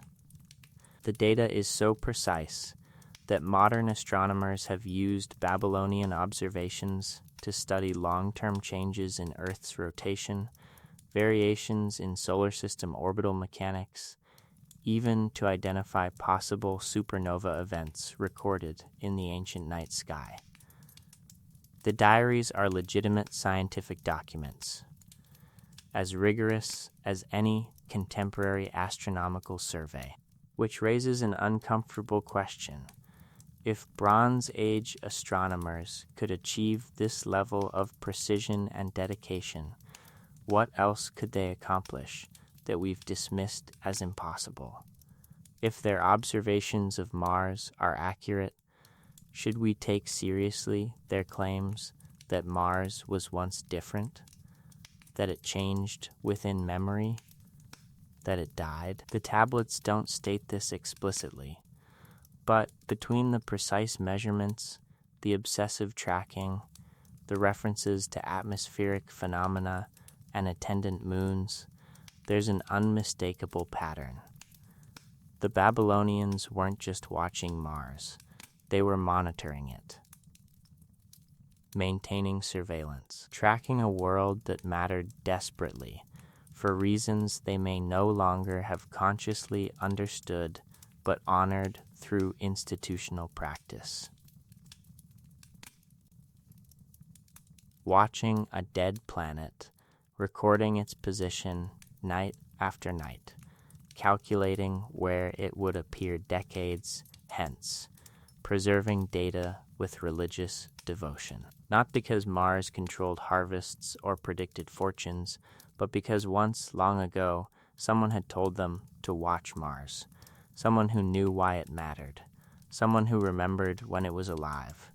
And the astronomers of Babylon, inheritors of Sumerian knowledge, keepers of sacred mathematics, maintainers of the ancient sciences, continued the watch even as the reasons faded into mythology. Continued the watch because the gods had commanded it, because the texts required it, because somewhere deep in cultural memory there remained an echo of truth, that Mars was home once, that it died, and that someone needed to remember, to record, to witness, to maintain the vigil for a world that could no longer speak for itself. The Council of the Anunnaki, the Atrahasis epic, preserved across multiple tablets now housed in the British Museum, opens with a council meeting, not a battle, not a creation event, a meeting. Administrative gods gathering to discuss a problem. The work is too much. The labor is crushing them. Something must change. This is unusual mythology. Divine councils appear in other ancient texts. The Greek Olympians gathering on Mount Olympus, the Norse Aesir meeting in Valhalla, but those councils make decisions about cosmic matters, about fate and war and the disposition of heroes. The Anunnaki Council in Atrahasis discusses workload distribution. They complain about exhaustion. They debate labor management solutions. It reads like a corporate meeting, like bureaucrats arguing about operational efficiency. Tablet I describes the situation. The Anunnaki are divided into two groups. The senior Anunnaki, the great gods, oversee operations. The junior Anunnaki, the lesser gods, or Igigi, perform the actual physical labor. For 40 years, the text says, the Igigi have been digging waterways, dredging rivers, excavating foundations. The work is brutal, unending, and they've reached their breaking point. The number 40 recurs throughout Mesopotamian texts as a standard unit for measuring substantial time. It's not literal. The Babylonians used a sexagesimal system where 40 represents 2/3 of a 60-unit cycle. It means a long time, the full measure, until exhaustion. The Igigi have labored for the full expected term, and now their obligation should be complete. But it's not complete. The projects aren't finished. More work remains, and the senior Anunnaki expect the Igigi to continue indefinitely. So the Igigi rebel. They burn their tools, They march to Enlil's house at night and surround it, demanding relief. The text emphasizes this isn't random chaos, it's organized protest. They've coordinated their action, agreed on demands, chosen representatives. This is a labor strike. Enlil, the chief administrator, is terrified. He summons the other senior gods, Anu, the distant sovereign, Ea Enki, the technical specialist. They hold an emergency council. The question isn't how do we punish these rebels, it's how do we solve the labor shortage.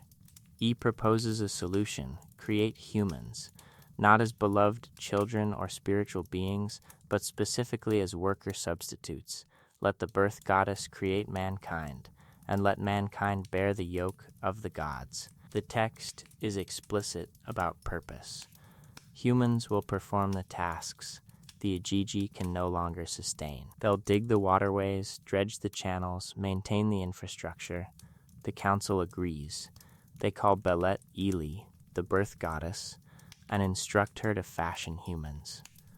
The process is described in detail. She takes clay and mixes it with the blood of a slain god, specifically a god who had intelligence, creating a hybrid of earthly matter and divine essence. 7 males and 7 females are produced. They're given intelligence sufficient for labor, strength sufficient for hard work, but mortality ensures they remain limited. The specifics are disturbingly clinical. This isn't poetic creation. It's genetic engineering described in metaphorical terms by people who don't have the technical vocabulary. Mixing clay material, genetic base material, with blood of a god, genetic information, some biological component from the Anunnaki. The result is a being that's partly like the gods, but mostly not, capable of intelligence, but not immortality, strong enough to work, but weak enough to control. Humans aren't created out of love or cosmic purpose. They're created as a labor solution, as replacements, as tools to serve the needs of beings who need work done but can no longer do it themselves. Why would advanced beings need labor? Why not use machines, automation, artificial intelligence? The answer might be resource constraints.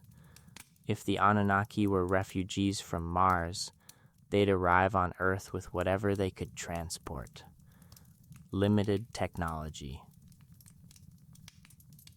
Damaged equipment, no industrial base to manufacture replacements. They'd need biological workers, beings that reproduce themselves, require only organic resources, and can be trained to perform complex tasks without requiring technical infrastructure.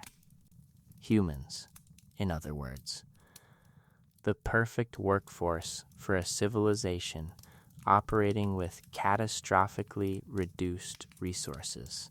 The Atrahasis epic continues. After humans are created, they multiply rapidly, too rapidly. Within 1,200 years, another standard measure, not necessarily literal, human population has exploded. The noise disturbs Enlil. He can't sleep. The earth is too crowded, too loud, too chaotic. So Enlil proposes solutions. First, plague, then drought, then famine. Each attempt to reduce human population fails or proves inadequate. Finally, Enlil proposes the flood, complete erasure, total reset. But E opposes this. E, the technical specialist, the builder, warns one human, Atrahasis, exceedingly wise to build a boat. The instructions are precise: dimensions, materials, construction techniques, waterproofing methods. Atrahasis builds exactly as instructed, loads the boat with all living things, and survives when the flood destroys everything else. After the flood, Enlil is furious that humans survived, but Ea argues that complete extinction was excessive. Humans are still needed. Instead of destroying them entirely, implement population controls, infant mortality, barrenness, celibacy. Keep human numbers manageable, without eliminating them entirely. The Council agrees. Humanity continues under the new restrictions. The Anunnaki withdraw from direct involvement, maintaining only distant oversight. The system stabilizes. This isn't mythology in the sense of explaining why lightning exists or why the sun rises. This is administrative history, a record of policy decisions, management conflicts, resource allocation debates. It documents problems, shortage, overpopulation, propose solutions, create workers, implement fled, and final outcomes. Human population under divine oversight. Why would gods need to debate solutions? Why would they disagree with each other? Why would E oppose Enlil's flood proposal? Because they're not omnipotent cosmic beings.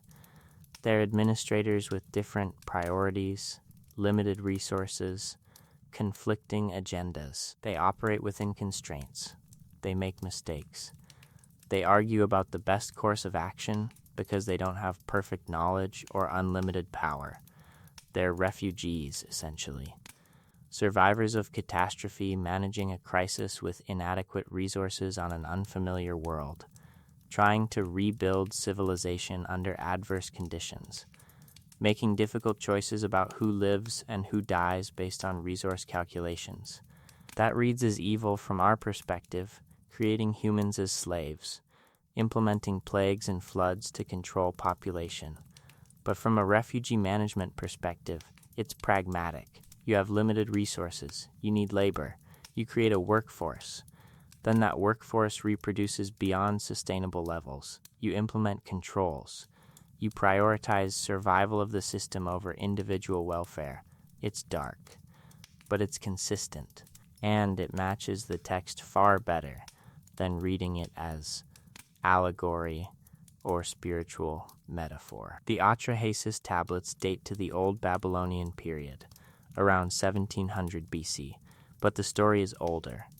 References in earlier Sumerian texts show the core narrative existed by at least 2500 BC.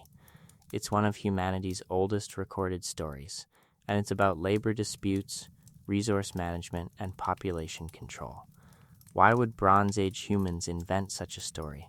It doesn't serve the usual mythological function. It doesn't explain natural phenomena. It doesn't validate kingship or priesthood. It doesn't provide moral lessons or cultural identity. It just describes a council of beings making administrative decisions about humanity as if we're a managed resource. Unless it's not invented. Unless it's transmitted history, preserved from the period when the Anunnaki still directly governed, when humans understood they'd been created for specific purposes, when the administrative relationship was explicit and recent. Later cultures inherited the story without context. They mythologized it, spiritualized it, turned the Anunnaki into cosmic gods rather than refugee administrators. But the core narrative remained. Beings came from elsewhere, created humans to serve their needs, implemented controls when populations grew excessive, withdrew into distant oversight after nearly destroying everything. If Mars died and the Anunnaki relocated to Earth, this is exactly the sequence you'd expect. Arrival with limited resources, need for labor to build infrastructure, creation or adoption of human workforce, population explosion as humans thrived in Earth's environment, while Anunnaki numbers remained limited. Crisis management through population reduction. Final withdrawal as Anunnaki numbers dwindled and direct governance became unsustainable. The flood in Atrahasis might not be mythological. Multiple ancient cultures record massive floods, not just Mesopotamia, but also India, China, the Americas, Australia. Mainstream archaeology attributes these to memories of regional flooding events, sea level rise at the end of the last ice age, or local river disasters. But what if the flood in Anunnaki records means something else? a catastrophic event that swept over Earth, possibly related to Mars's destruction or its aftermath. Tidal effects from a nearby planetary breakup could generate global flooding. Asteroid impacts from Tiamat's debris could vaporize oceans, creating worldwide steam deluge. Rapid climate shifts from orbital perturbations could melt ice caps catastrophically. The text describes the flood as punishment, as deliberate policy. But that could be post hoc rationalization. Survivors need explanations. If your world nearly ends in a global flood, you might interpret it as punishment for unspecified crimes, rather than random cosmic catastrophe. The text continues, a reed had not come forth, a tree had not been created, Eridu had not been built, its temple had not been constructed, then Eridu was built, and its temple was constructed. The passage emphasizes that Eridu's temple wasn't built after the city developed. The temple and the city were constructed simultaneously, according to plan, before the natural environment had fully developed. This is the opposite of how cities normally form.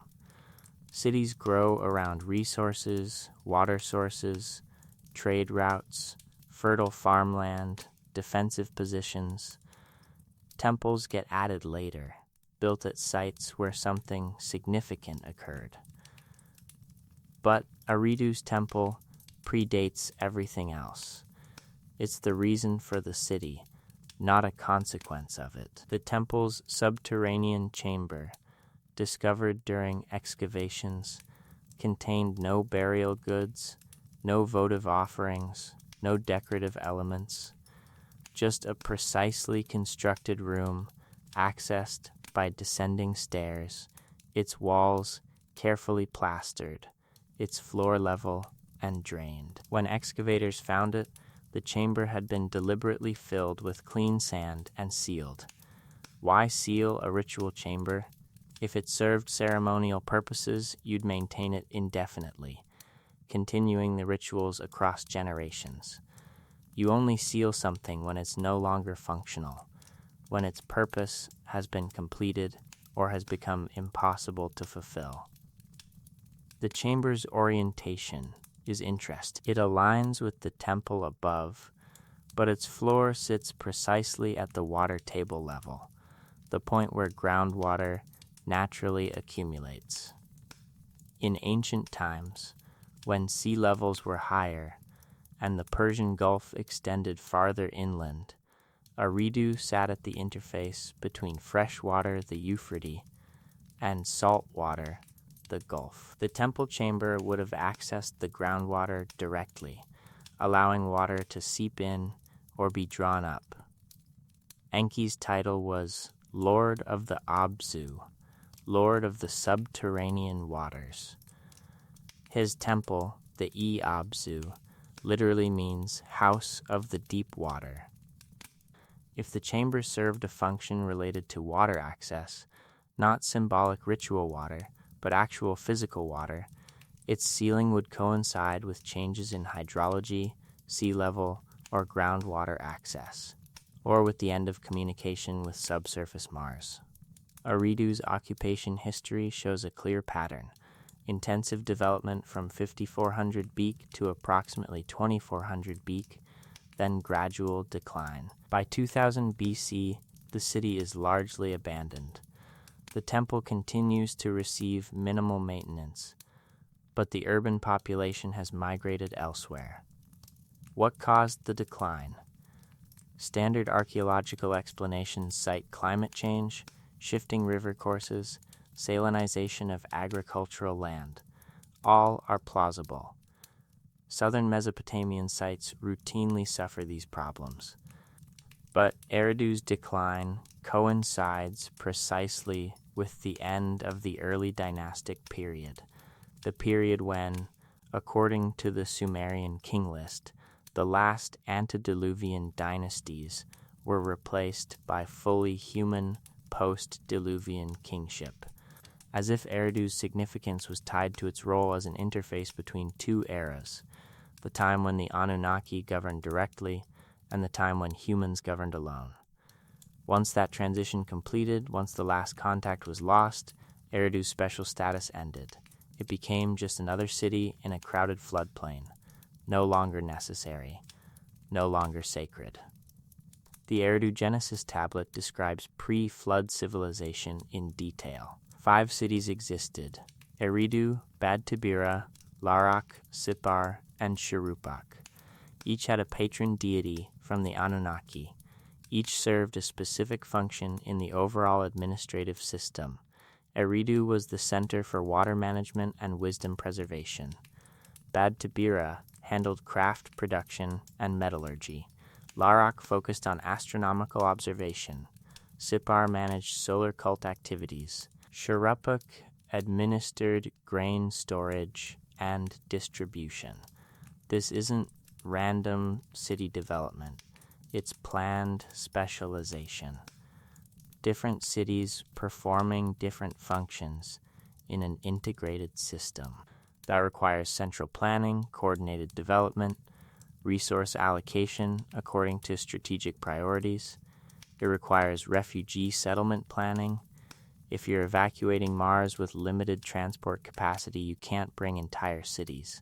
You bring knowledge, key personnel, essential equipment. Then you establish nodes on the new world, each optimized for specific functions, each contributing to system survival. Eridu becomes the water node, the connection point to subsurface resources, both on Earth and, while possible, on Mars. Its temple marks the location where that connection is maintained. Its priesthood preserves the technical knowledge required to manage water resources, canal construction, irrigation mathematics, flood prediction. When the connection to Mars finally fails, when subsurface habitats there collapse or communication becomes impossible, Eridu's unique role ends. It remains a functional city for a while through institutional inertia, but its special significance fades. The temple becomes increasingly ceremonial, less technical. The priesthood preserves rituals whose original meanings are lost. Eventually, the city empties. The desert reclaims it. The temple crumbles. The subterranean chamber fills with sand. And Tel Abu-Shirain bakes under the Iraqi sun, forgetting what it once was. But the texts remember. CBS 10673 records what happened at Eridu before the flood, how civilization was organized, how knowledge was distributed. The tablet itself is fragmentary, sections missing, damaged by time. But what survives is specific. Lists of cities, names of kings, functions of institutions, administrative records, settlement documentation. The kind of information refugees would preserve, because they might need to rebuild again, might need to establish new nodes if these fail, might need to remember how the system worked in case future generations forget. The tablet also records the flood narrative. Ziusudra, the Sumerian Noah, warned by Enki to build a boat. The description is technical.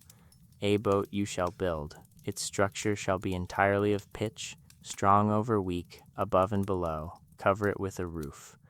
Precise construction details, material specifications, weatherproofing instructions. Why would divine revelation need engineering specifications? If gods wanted someone to survive, why not just protect them directly? Why require boat construction? Provide detailed instructions, warn in advance, instead of simply preserving the chosen individual through divine power. Because the warning comes from someone with technical knowledge, but without power to directly intervene. Enki knows the catastrophe is coming. Perhaps tracking asteroids from Tiamat's destruction approaching Earth. Perhaps calculating orbital perturbations. that will cause tidal catastrophe. He can warn, he can provide designs, but he can't stop the event. He can't protect Zeusudra directly. He can only give information and hope it's sufficient. That reads as advanced knowledge with limited capability, someone who understands what's coming, but lacks resources to prevent it. A refugee administrator warning a human subordinate, "This is about to kill everyone. Here's how to survive. Good luck." After the flood, the text says kingship descended from heaven again, but this time it's different. The antediluvian kings with impossible reign lengths don't return. Human kings with human lifespans govern. The Anunnaki withdraw to distant oversight. Direct administration ends. Eridu continues, but it's no longer the primary center. Power shifts to Uruk, to Ur, to Lagash, cities that represent human ambition rather than divine planning. Eridu becomes a pilgrimage site, a holy city, a place of ancient significance whose original importance is remembered but no longer understood. The Iabzu temple at the site's center receives one final major reconstruction during the Ur-3 period around 2100 B. King Amar-Sin builds a massive ziggurat, multiple platforms rising toward the sky, topped with a temple complex that's visible for kilometers. It's a monumental effort, consuming resources from across the empire. But why? Eridu is no longer politically important. It's not economically critical.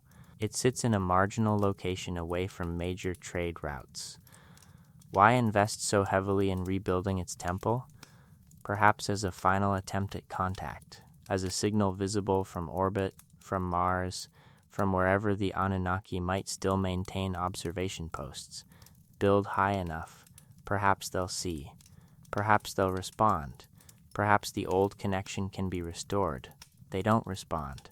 The ziggurat stands empty. Rituals continue for a few generations, then taper off. By 1800 BC, Eridu is a ruin. The temple that stood for 3,000 years, rebuilt 18 times, maintained across every dynasty and catastrophe, finally falls silent. The last priests leave. The last offerings are placed. The subterranean chamber, sealed centuries earlier when the water stopped flowing and the Abzu became truly unreachable, sits buried beneath sand and collapsed masonry. And Mars, orbiting in its wounded path through the sky, continues its limping course, red and silent, no longer responding to the desperate signals from the world below. Tel Albu-Sharain sits there still. Occasionally, archaeologists visit, take surveys, extract soil samples, publish papers, but excavation requires funding, security, infrastructure, resources nobody wants to spend on a Bronze Age ruin in an unstable region. So Eridu waits. The first city, the place where kingship first descended from heaven, the connection point to the Abzu, to the deep waters beneath, to the realm that once answered when the priests called, but fell silent long ago, waiting beneath 20 meters of collapsed mud brick and wind-blown sand, waiting with its sealed chambers and aligned temples and precisely positioned foundations that marked once the exact location where two worlds touched, where Earth and Mars shared a moment of connection, where refugees established their first permanent settlement on this strange, wet world, where the administrative system began that would shape human civilization for millennia, where it all started, and where, eventually, after thousands of years of hope and ritual and desperate attempts to restore what was lost, it ended. The Abzu fell silent, the temple sealed its chamber, the city emptied, and Eridu first among cities, returned to dust beneath the desert sun, holding its secrets close, waiting for the day when someone might understand what those foundations really marked, what that temple really was, what those priests were really trying to maintain, what connection they were desperately attempting to preserve until the very end, until the last transmission failed, until Mars's subsurface habitats finally collapsed, and the realm of the deep waters truly finally became the realm of the dead. Venus remembers Mars. Inanna stands on a lapis lazuli platform, her arms raised, her star symbol, an 8-pointed rosette, carved into the stone behind her. This is how the ancient Mesopotamians depicted her, queen of heaven, goddess of love and war, the brightest light in the sky besides the sun and moon. Venus, morning star and evening star, the planet that has hypnotized humans since we first looked up. But Inanna's mythology contains a strange detail, one that doesn't appear in the worship of other celestial deities. She descends to the underworld. She goes down to visit her sister Ereshkigal, queen of the dead, in a journey that nearly destroys her. And when she encounters Nergal there, Mars, lord of that dead realm, the texts describe a relationship that's complicated, adversarial, and oddly familiar, as if Venus and Mars remember something, as if their orbital relationship preserves a memory of something that happened between two worlds. The descent of Inanna, one of the oldest recorded myths, describes her journey through 7 gates. At each gate, she must remove one piece of her power, her crown, her rod of authority, her measuring line, her necklace, her breastplate, her rings, her royal robe. She arrives at the underworld naked and powerless, where the judges sentence her to death. She hangs on a hook for 3 days and nights before Enki sends rescue. Why would the goddess of Venus need to descend to Mars's realm? What would compel a vibrant world to enter a dead one? The text frames it as curiosity, as sisterly obligation, as ritual necessity. But the details are specific. She goes prepared for confrontation, bringing items of power, expecting resistance. She goes as if reclaiming something, or investigating something, or attempting communication with something that's been lost. Venus and Mars have an unusual orbital relationship. Every 16 years, they approach close conjunction, appearing together in the night sky, sometimes separated by less than a degree of arc. Ancient astronomers tracked these conjunctions obsessively.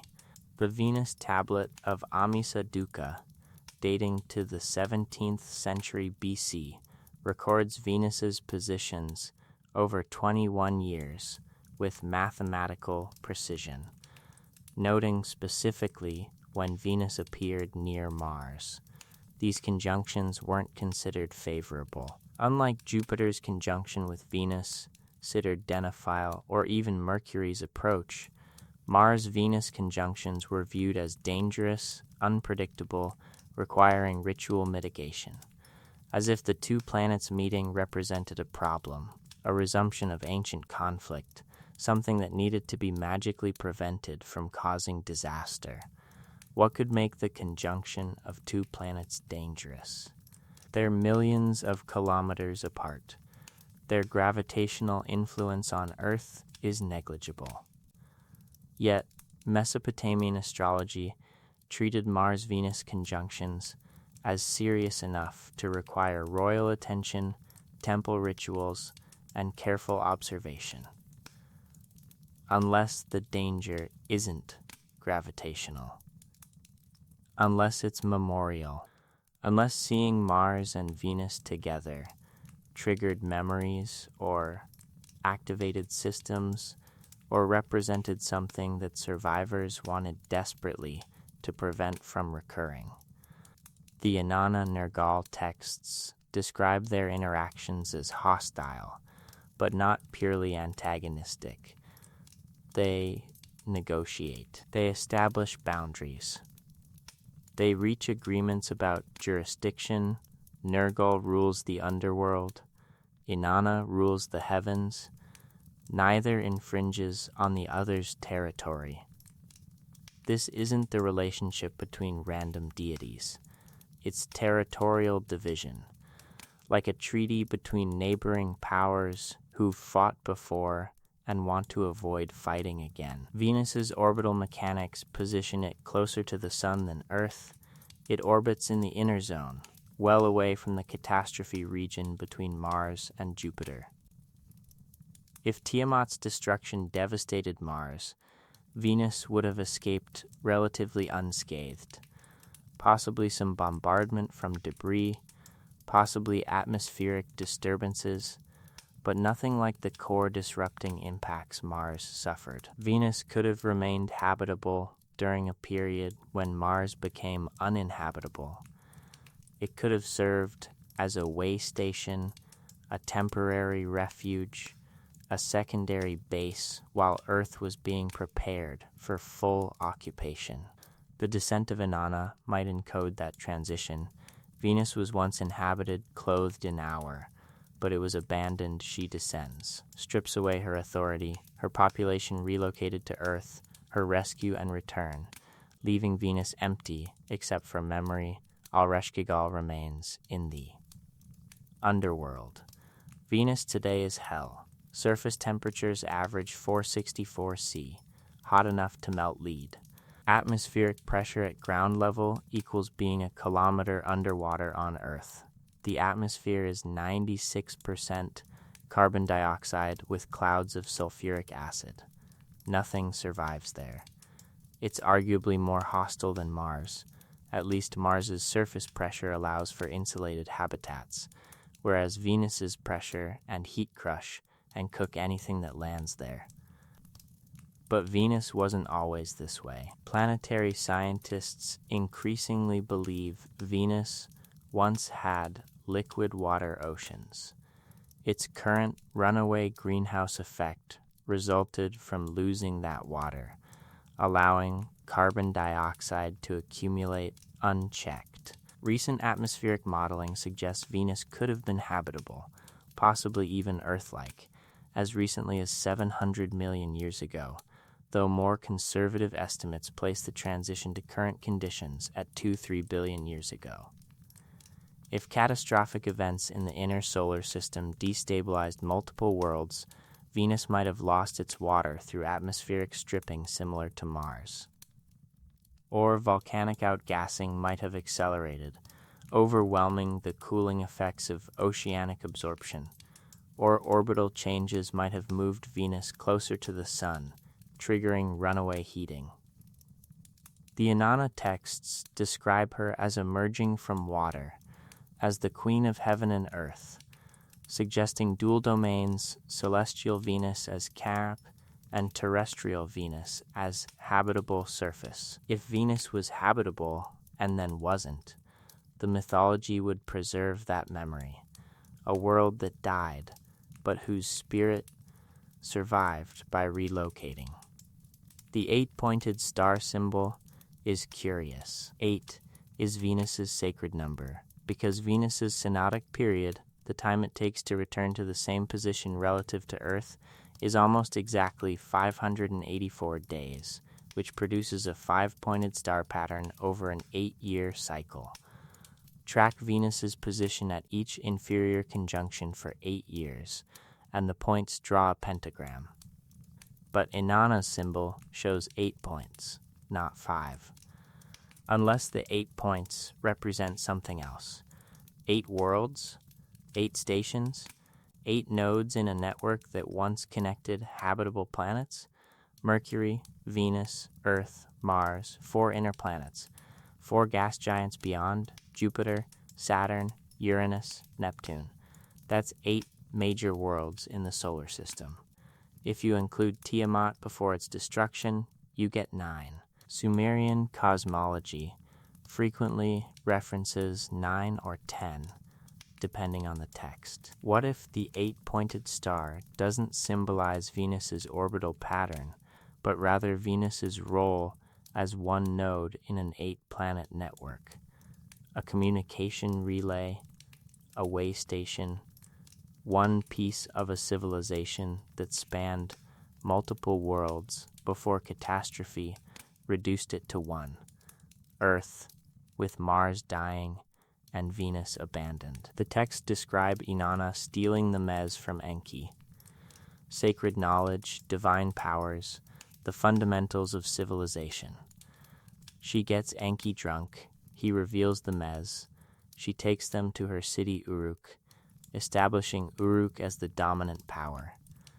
The story is usually interpreted as political allegory, Uruk's rise at Eridu's expense, mythologized as theft between deities.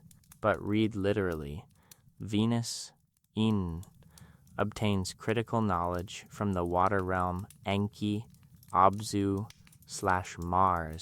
subsurf, and transfers it to Earth Uruk. This could describe data transfer, knowledge preservation, the relocation of libraries or databases from failing Mars habitats to stable Earth infrastructure. When you abandon a world, you don't leave the libraries behind. You archive everything, transfer data to secure locations, ensure knowledge survives even if the physical base doesn't. Inanna stealing the mez might memorialize that transfer.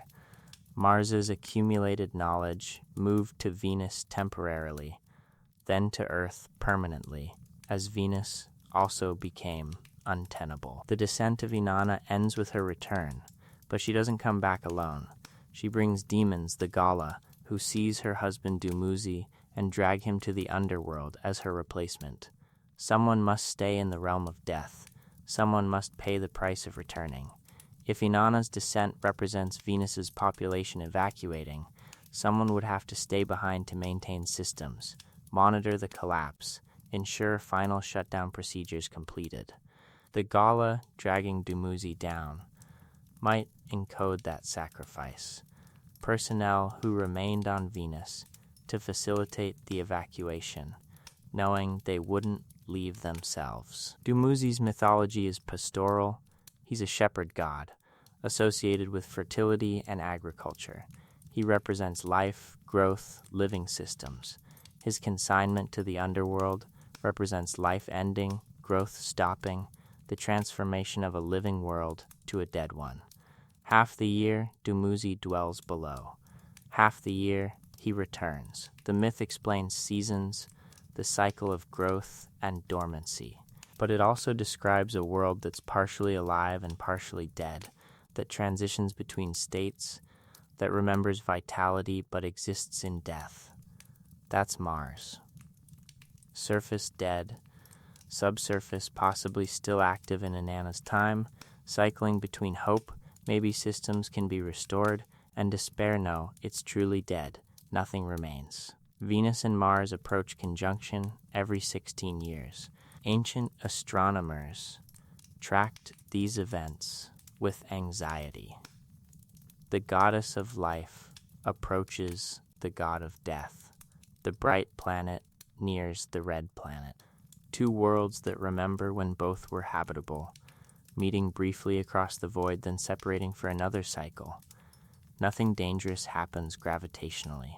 But memetically, symbolically, the sight might trigger remembrance, might activate cultural trauma, might remind survivors that they lost worlds, that they're refugees, that their current stability on Earth is contingent and fragile.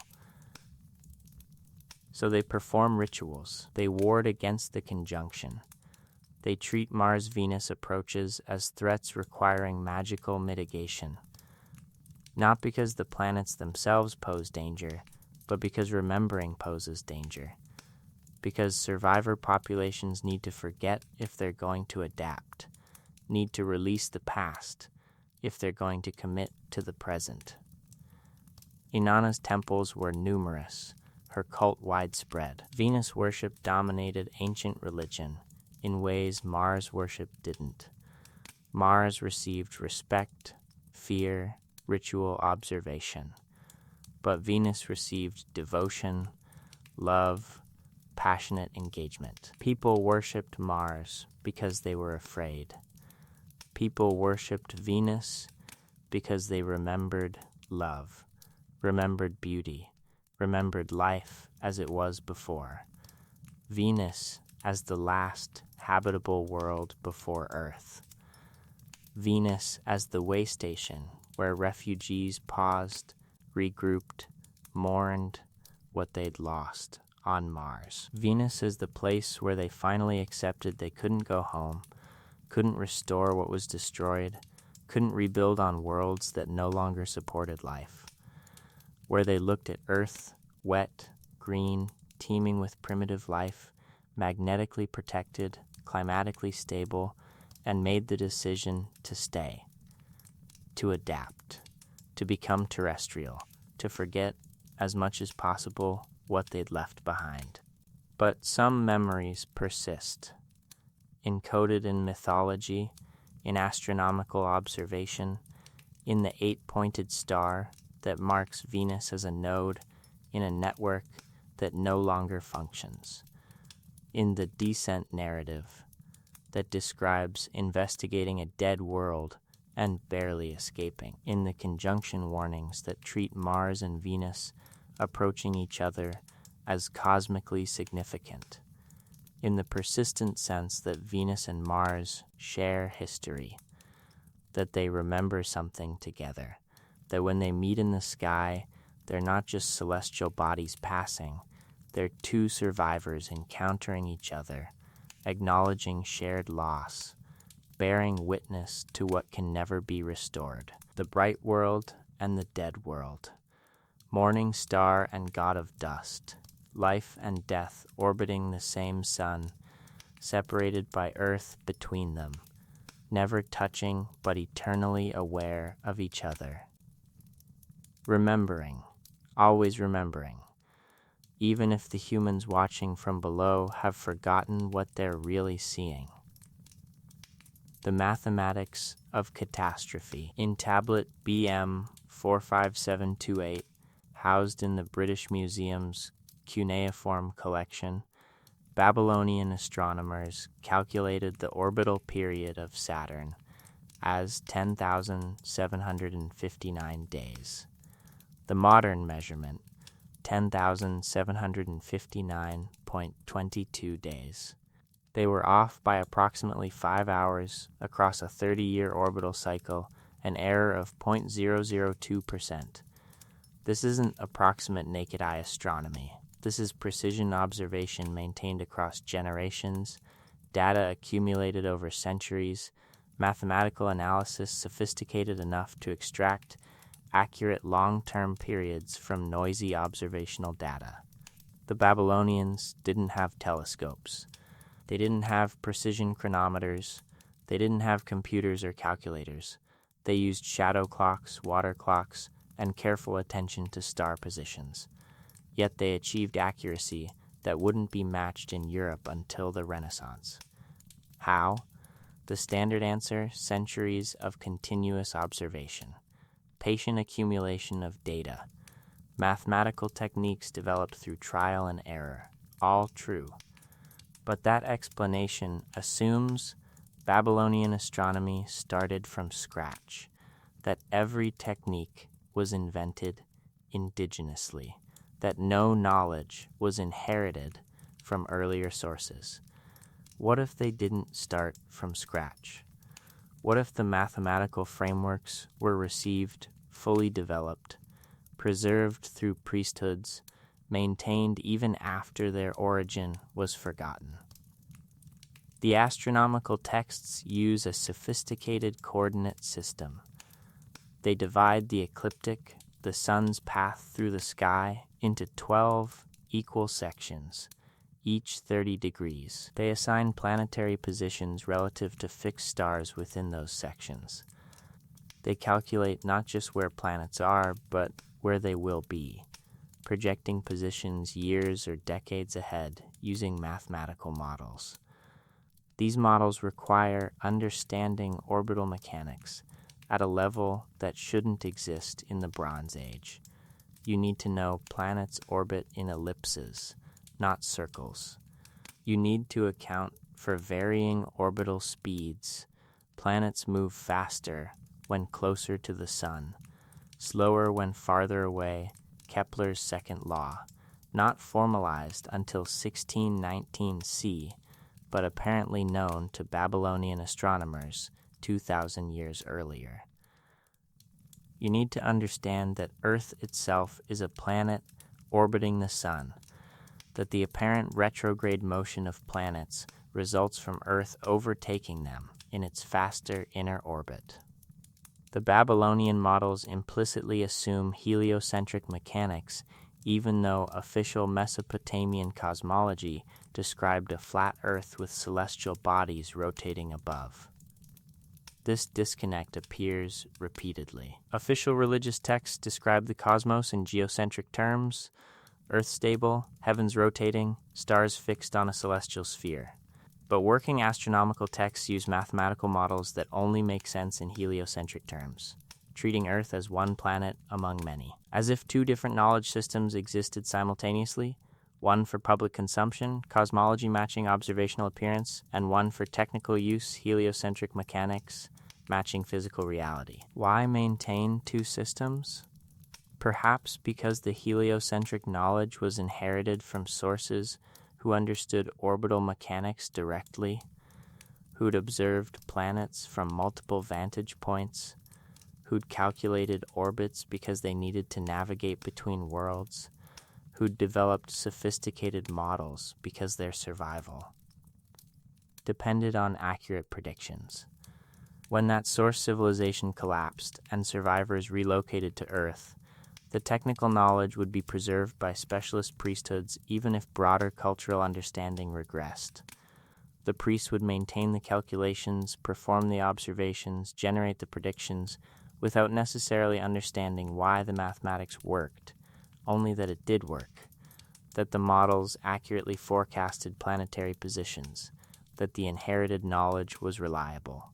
Tablet BM 36801 contains calculations for Mars's synodic period, 779 days. Correct to within a day over a 2-year cycle.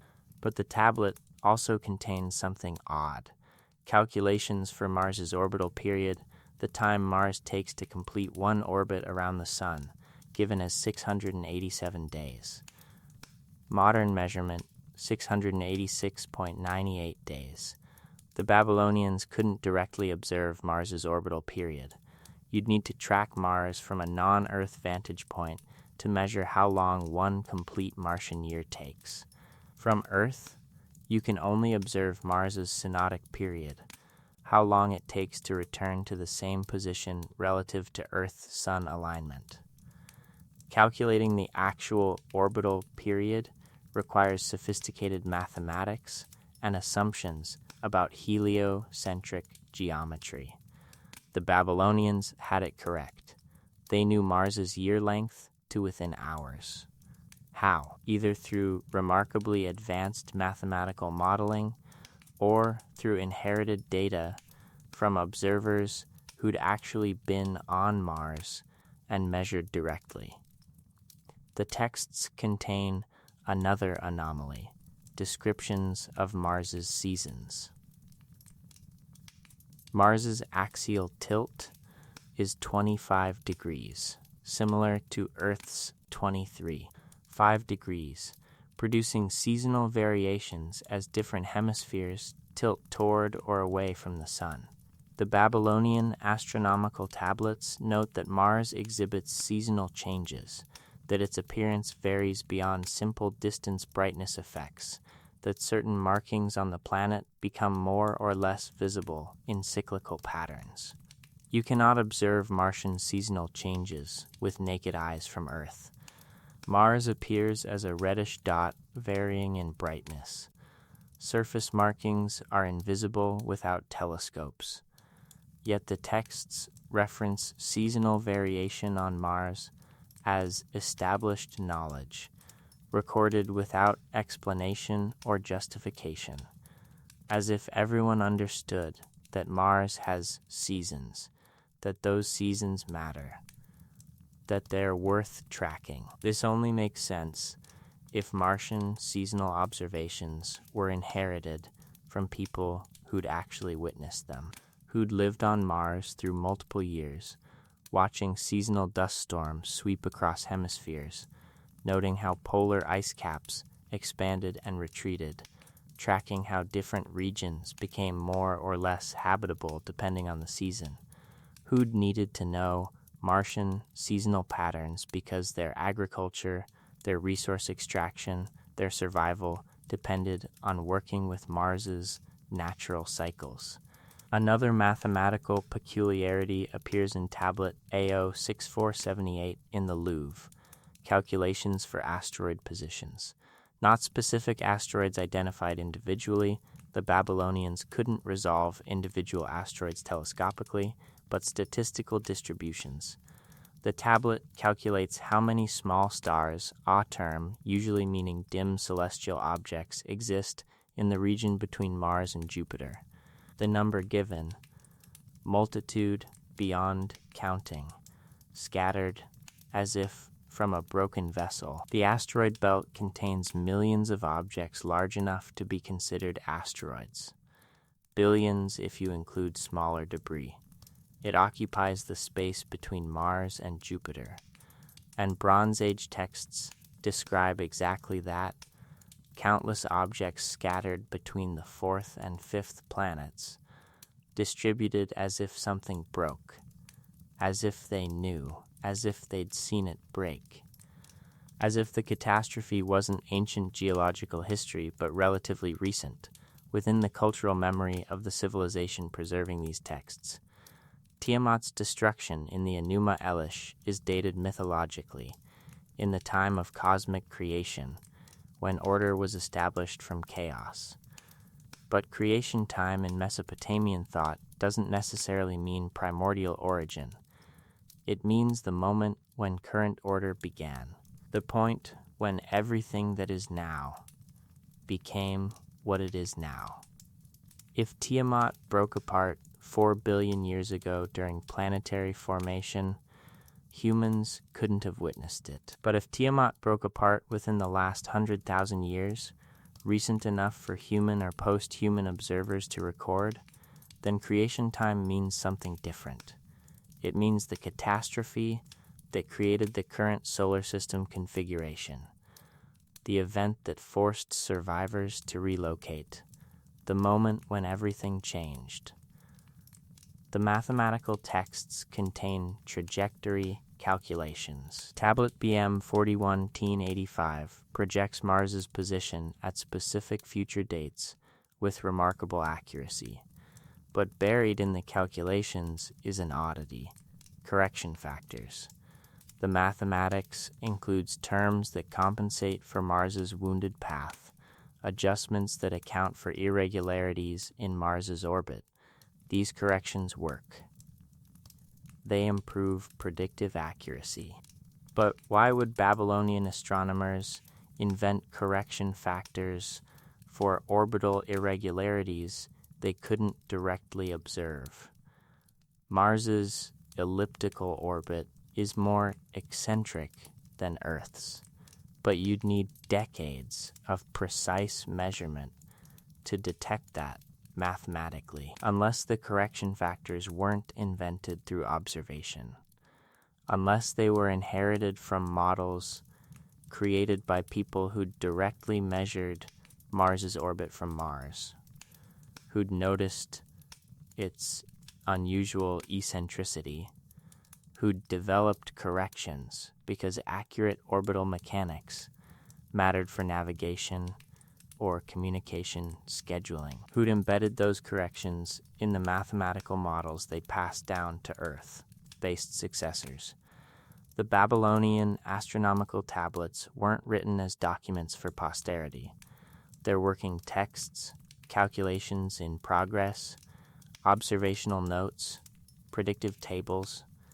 They're technical documents used by practicing astronomers to generate forecasts, schedule rituals, advise kings, but the sophistication of the mathematics buried in these working texts exceeds what Bronze Age technology should allow. the accuracy exceeds what naked eye observation should produce. The knowledge of orbital periods, seasonal changes on Mars, asteroid distributions, correction factors for planetary orbital irregularities exceeds what indigenous development from scratch should accomplish. Unless it wasn't from scratch, unless these texts represent the degraded remnant of a far more sophisticated astronomical science, unless the Babylonian astronomers were maintaining inherited knowledge they no longer fully understood, preserving calculations whose origin they couldn't explain, but whose utility they couldn't deny. Because the numbers worked, because the predictions were accurate, because the inherited mathematics, however mysterious, reliably forecasted celestial events. So they maintained it, copied it, preserved it across generations, even as the theoretical framework behind it faded into mythology. They calculated Mars's orbit without knowing why they needed such precision. They tracked seasonal changes on Mars without understanding why those changes mattered. They noted asteroids between Mars and Jupiter without realizing they were observing debris from a planetary catastrophe. They maintained the mathematics because their predecessors had told them it was critical. Because the astronomical priesthood's authority depended on accurate predictions. Because the king needed to know when Mars would appear, when conjunctions would occur, when dangerous celestial configurations required ritual mitigation. But the deeper why Mars specifically needed such obsessive tracking, why correction factors for its wounded orbit existed in mathematical models, why the region between Mars and Jupiter was described as broken, that knowledge was lost. All that remained was the mathematics, preserved in cuneiform tablets, copied generation after generation, maintained with religious devotion by priesthoods who no longer understood what they were really calculating.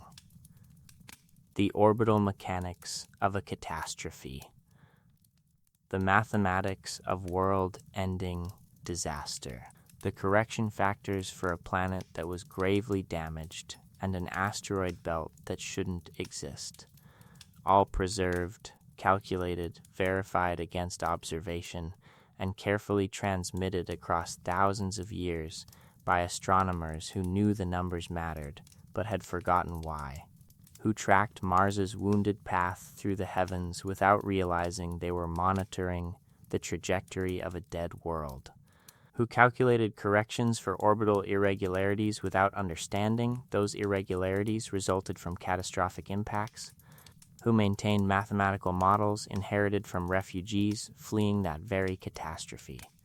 The mathematics of catastrophe, preserved by survivors, calculated by descendants, finally decoded by a species that's only just beginning to explore the solar system, and realized that Bronze Age texts described it accurately, impossibly accurately.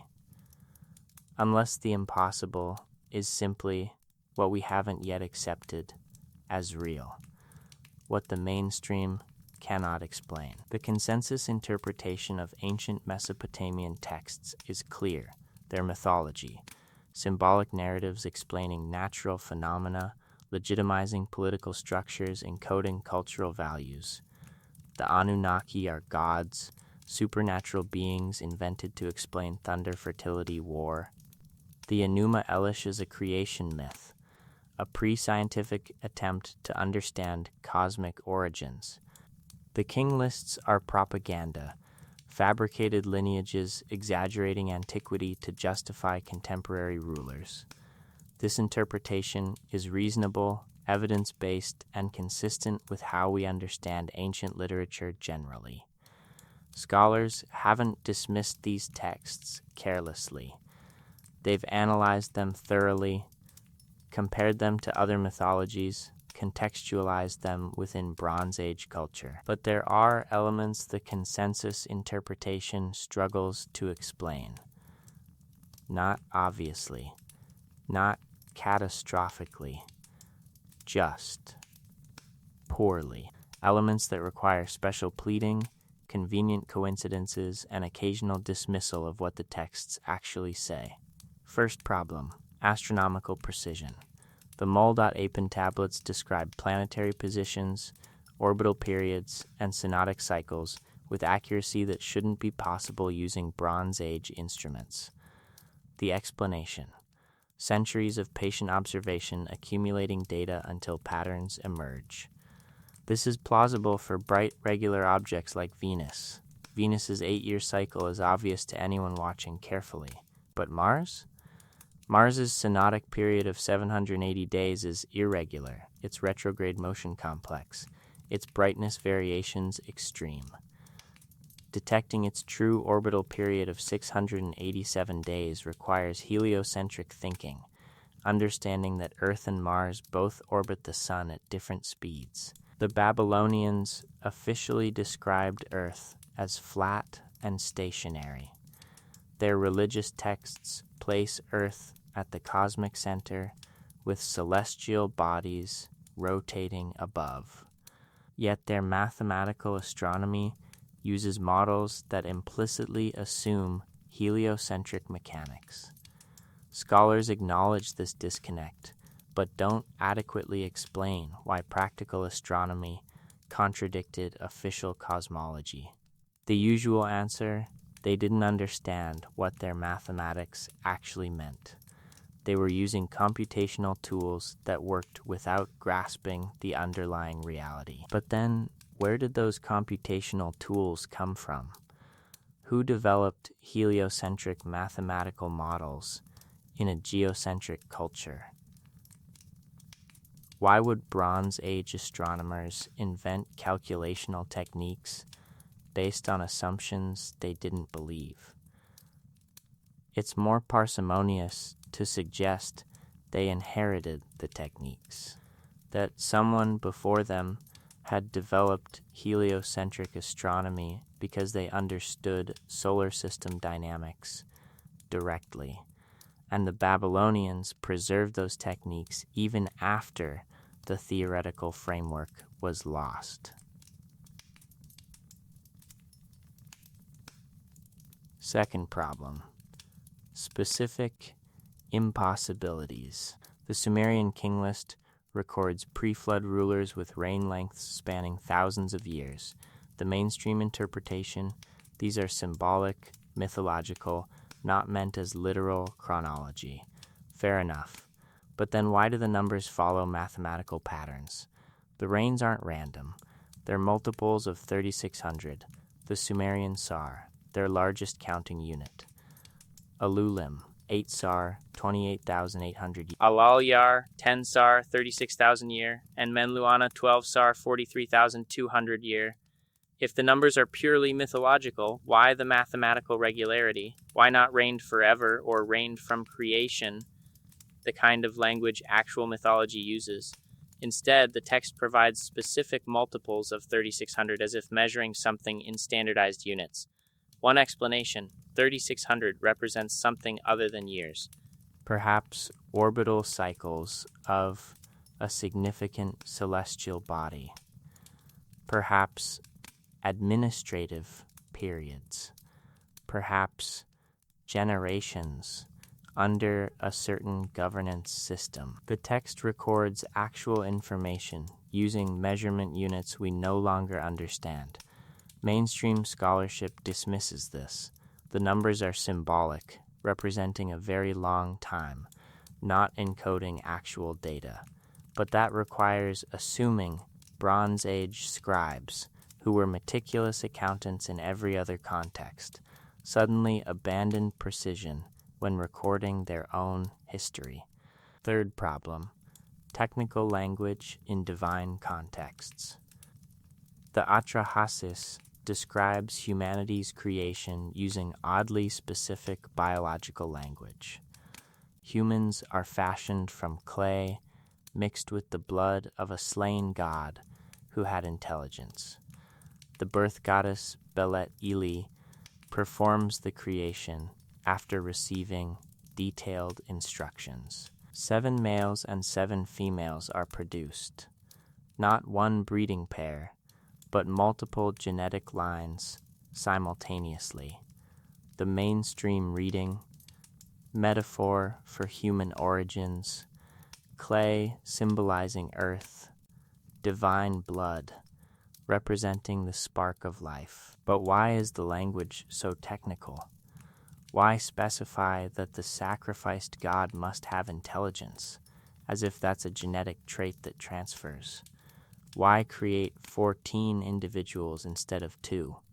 Why describe Belet Ili as following a procedure rather than simply willing humans into existence? It reads like biotechnology described by people without technical vocabulary.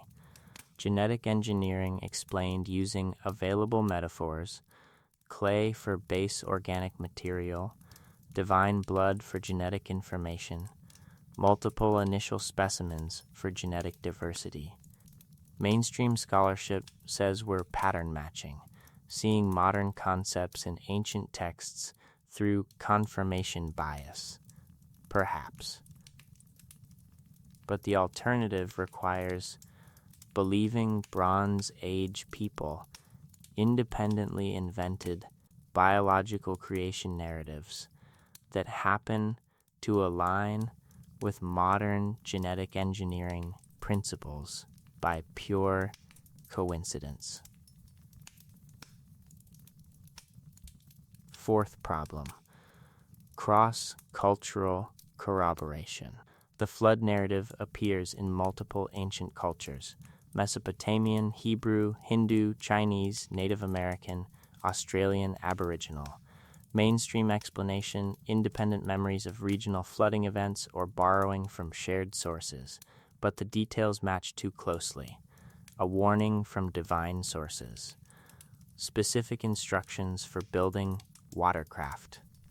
Survival of selected individuals. Post-flood reestablishment of civilization. These aren't generic flood stories. They're the same story transmitted through different cultural filters. Either humanity experienced a global catastrophic flood, which geology doesn't support in human timescales, or humanity experienced something else interpreted as flooding. Climate catastrophe, asteroid impact, cosmic event causing worldwide environmental collapse. Or the story was widely spread by a survivor population that relocated globally, carrying the same narrative to multiple continents, where it embedded in local mythologies. Mainstream scholarship prefers independent invention, but that requires multiple cultures independently inventing nearly identical disaster narratives with similar details, warnings, and outcomes. Possible? Yes. Probable? Less so. Fifth problem: astronomical knowledge appearing suddenly. The Sumerians appear around 4000 BC with sophisticated astronomy already developed. Their immediate predecessors, the Ubaid culture, show no evidence of astronomical observation, mathematical notation, or systematic record-keeping. Then suddenly, cuneiform writing, mathematical tables, astronomical catalogs, all appearing within a few generations. Cultural development usually shows continuity. You can trace Egyptian hieroglyphics developing from earlier pictographs. You can watch Chinese characters evolving from oracle bone inscriptions. But Sumerian cuneiform appears essentially complete, full syllabary, mathematical notation, astronomical terminology, without obvious precursors.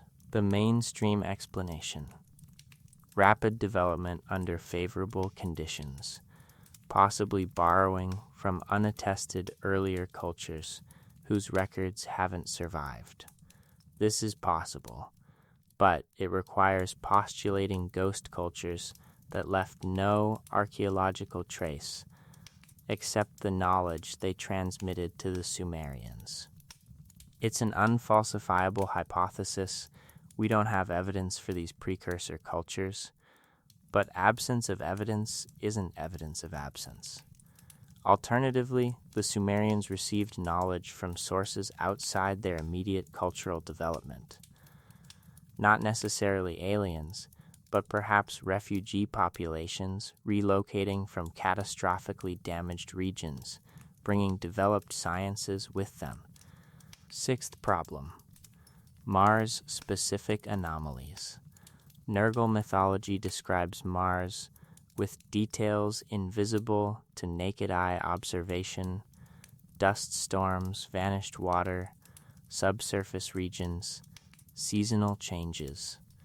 The standard reading, poetic elaboration of Mars's red color and erratic motion into underworld symbolism. But why those specific details? Why dust that never settles rather than generic desert imagery? Why waters that disappeared into the depths rather than simple absence of water? Why wounded motion to describe retrograde rather than the normal astronomical terminology? The language is oddly precise, as if describing actual Martian conditions: global dust storms observed by modern spacecraft, subsurface ice detected by Vedar, catastrophically lost surface water at Vedar, irregular orbit measured by modern astronomy.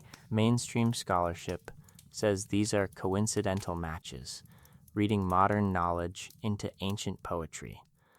But the alternative, that Bronze Age people described Mars accurately by chance, requires numerous independent coincidences, all happening to align with reality, discovered only in the last 50 years. None of these problems falsifies mainstream interpretation. Taken individually, each has plausible, conventional explanations, but collectively, they represent a pattern of anomalies, coincidences, and details that fit awkwardly with pure mythology, but comfortably with preserved memory. The mainstream position requires Bronze Age people developing sophisticated astronomy independently, multiple cultures independently inventing similar flood narratives, numerical patterns in king lists being meaningless, technical language in creation accounts being metaphorical, cross-cultural, astronomical knowledge appearing without precursors, and Mars descriptions accidentally matching invisible details. All possible, all individually defensible. But together, they demand a lot of coincidences. The alternative, some portion of these texts preserves transmitted knowledge, not pure invention, not purely myth, but degraded memory. Stories encoding real events from people who witnessed them, transmitted through cultures that increasingly mythologized them, finally recorded in writing by Bronze Age scribes who no longer fully understood what they were documenting. This doesn't mean accepting ancient astronauts, Sitchin's translations, or fringe theories uncritically. It means acknowledging that Bronze Age texts might preserve information from earlier periods through oral tradition, that astronomical knowledge could be inherited across cultural disruptions, that the boundary between mythology and history isn't always clear. It means taking the texts seriously when they describe details that shouldn't be knowable through Bronze Age, means but happen to be accurate anyway. Mainstream scholarship is conservative, appropriately so. Extraordinary claims require extraordinary evidence. Invoking lost civilizations or inherited knowledge opens doors to unfalsifiable speculation, but conservative interpretation can become reflexive dismissal. When texts describe details they shouldn't know, consistently across multiple domains, the response can't always be coincidence or metaphor. Sometimes the texts might be telling us something real, something preserved, something that doesn't fit our assumptions about cultural development, but fits the evidence better than alternatives. The question isn't, were the Anunnaki aliens, or did Atlantis exist? Those are distractions, unfalsifiable claims that generate more heat than light. The question is simpler. Do Mesopotamian texts contain transmitted information from earlier periods? Do they preserve observations made by people with capabilities exceeding Bronze Age norms? Could they encode actual events in mythological language? To which the answer, increasingly, might be, possibly. Not certainly, not proven, but possibly enough to warrant investigation without dismissal, examination without prejudice, analysis without assuming we already know what these texts mean. Because the mainstream position, while defensible, leaves too many coincidences unexplained, requires too many independent accidents of poetic language accidentally describing invisible planetary details, demands too much special pleading about why Bronze Age astronomy is sometimes sophisticated and sometimes primitive, why numbers follow patterns that are meaningless, why multiple cultures share narratives that couldn't be shared. Something happened in the ancient past that Bronze Age texts preserve. Perhaps not what fringe theories claim, perhaps not literal visitations or advanced technologies, but something, some event, some knowledge transfer, some cultural transmission that left traces in texts we're only beginning to understand. Something involving Mars. Something catastrophic. Something that forced reorganization, relocation, rebuilding. Something preserved in mythology because literal description had become unbelievable. Encoded in astronomical observation because the data mattered even when its context was lost. Something the mainstream hasn't adequately explained because it doesn't fit models of steady cultural development, independent invention, and purely symbolic mythology. Something that might become explicable once we stop assuming Bronze Age people couldn't know what they clearly describe. 3 interpretations of the evidence. The cuneiform tablets sit in museum storage, their wedge-shaped characters cataloged and translated. The astronomical data has been verified. The architectural remains have been excavated. The texts have been analyzed. Now comes interpretation. What does it all mean? There are, essentially, 3 ways to read this evidence. 3 frameworks that organize the same facts into different narratives. None is absolutely provable. None is completely dismissible. Each explains some elements better than the others. Interpretation 1. Pure mythology. The orthodox academic position holds that Mesopotamian texts are symbolic narratives, not historical records. The Anunnaki represent natural forces, sky, earth, water, personified as deities according to universal human patterns. The Enuma Elish is a creation myth, explaining cosmic origins through divine combat, a common mythological structure found in Indo-European, Semitic, and other traditions. The impossibly long reign lengths in the king list are symbolic, representing the mythological depth of prehistory, the sense that ancient times were different, larger, more significant than the present. The flood narrative is cultural memory of actual flooding events, probably regional inundations of the Tigris-Euphrates Delta, amplified through storytelling into global catastrophe. The astronomical precision results from centuries of patient observation. Mesopotamia had favorable conditions, clear skies, flat terrain, stable institutions, priesthoods with resources and motivation to track celestial patterns. Over generations, patterns emerged. Mathematical models developed. Accuracy improved. By 1000 BC, Babylonian astronomy had achieved impressive precision through accumulated effort. Mars mythology reflects its observable characteristics. Red color suggests blood and war. Erratic retrograde motion suggests unpredictability and chaos. Periodic disappearances suggest death and underworld realms. Bronze Age people created narratives around these observations, anthropomorphizing celestial bodies as gods whose personalities matched their behavior. Nothing requires external knowledge. Everything developed indigenously through normal cultural processes. The precision is impressive but explainable. The coincidences are pattern matching by modern observers reading current knowledge into ancient texts. This interpretation has substantial evidence. We know mythology develops symbolically. We understand how astronomical observation accumulates.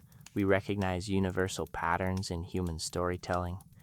It's parsimonious, requiring no unexplained knowledge transfers, no lost civilizations, no extraordinary events. Its weakness, the accumulation of details that don't quite fit. The heliocentric mathematics contradicting geocentric cosmology. The technical language in creation accounts. The specific Martian details invisible to naked eyes, each explainable individually, but collectively suggesting something being encoded beyond pure symbolism. Interpretation 2. Encoded wisdom. A middle position argues that ancient texts encode sophisticated knowledge intentionally obscured. The Mesopotamians understood concepts we assume are modern, but expressed them through mythological language to preserve and transmit across generations. Perhaps the Anunnaki represent astronomical bodies, not literally gods, but personified planets, whose movements and relationships were carefully tracked. The Enuma Elish might encode actual knowledge about solar system formation, planetary collisions, and orbital mechanics, explained through narrative structure that's memorable and resistant to corruption through oral transmission. The king list's impossible numbers might represent something other than years, orbital periods, astronomical cycles, or mathematical constants. The flood could preserve memory of a real catastrophe, perhaps cometary impact, perhaps rapid climate shift, described using available cultural language. This interpretation suggests Bronze Age people were more sophisticated than we credit. They understood astronomy deeply, expressed it mythologically, because that's the technology they had for information preservation. The apparent contradictions, geocentric religion with heliocentric mathematics, reflect deliberate separation between exoteric teaching for the public and esoteric knowledge for initiated specialists. The wisdom tradition interpretation appears in various forms. Some scholars see Mesopotamian texts as encoding mathematical constants, others see astronomical allegory, others see philosophical or spiritual insights expressed symbolically. This framework explains anomalies better than pure mythology. The Babylonians knew more than they explicitly stated, encoded knowledge in narratives, preserved sophisticated understanding across cultural disruptions through symbolic systems that didn't require literacy. Its weakness, it credits Bronze Age people with understanding heliocentric astronomy, planetary formation, genetic engineering concepts that we have no independent evidence they possessed. It requires believing they discovered advanced sciences, then deliberately obscured them in mythology rather than stating them plainly. Possible, but it demands extraordinary lost capabilities. Interpretation 3. Preserved memory. The third framework, most controversial and least accepted academically, suggests these texts preserve actual historical memory transmitted from people who experienced the events described or received accounts from those who did. This doesn't require ancient astronauts or advanced prehistoric civilizations. It requires only that human cultures or their predecessors existed during periods when the solar system was undergoing observable changes, and that some knowledge from those periods was transmitted across vast spans of time. If Mars lost its atmosphere catastrophically not 4 billion years ago, but within the last 100,000 years, observers could have witnessed it. If Earth was populated by human or post-human groups with observational capabilities exceeding our assumptions about prehistory, they could have recorded what they saw. If catastrophic events, asteroid impacts, climate disasters, magnetic field shifts disrupted those populations but survivors escaped with knowledge intact, that knowledge could be transmitted through oral tradition, eventually recorded in Sumerian cuneiform by cultures that no longer fully understood it. The Anunnaki might represent a predecessor population, not gods, not aliens, but humans or post-humans with capabilities we don't associate with Bronze Age cultures, because they weren't Bronze Age. They were survivors of something earlier, relocated refugees, carriers of knowledge from before the catastrophe. The texts would preserve their accounts. Direct observation of Mars before and after atmospheric loss, understanding of heliocentric mechanics from navigating between worlds. Technical knowledge degraded into metaphor. Administrative records misinterpreted as divine rule. This interpretation takes the texts literally in unexpected ways. When they say kingship descended from heaven, they mean governance systems were transferred from elsewhere. When they describe Mars as dead, they mean literally dead, observed to die. When they record impossible, astronomical details, those details were directly observed and transmitted. It explains the anomalies comprehensively, precision without obvious developmental path. Heliocentric math with geocentric cosmology, partial preservation of complete understanding, technical language and myths, cross-cultural flood narratives, global event with worldwide survivors, sudden appearance of Sumerian astronomy, allotransfer from refugees.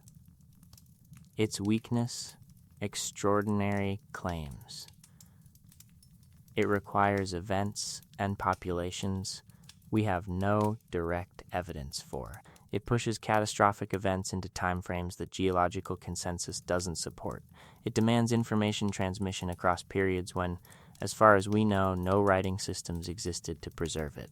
Yet each piece of geological evidence, Mars's lost atmosphere, the asteroid belt's composition, evidence of massive ancient asteroid impacts on Earth, aligns with this narrative if you shift the timeline from billions of years ago to thousands or hundreds of thousands. And if you take seriously the possibility that information can be preserved through oral tradition for very long periods, especially if transmitted through specialized priesthoods whose authority depends on maintaining ancient knowledge.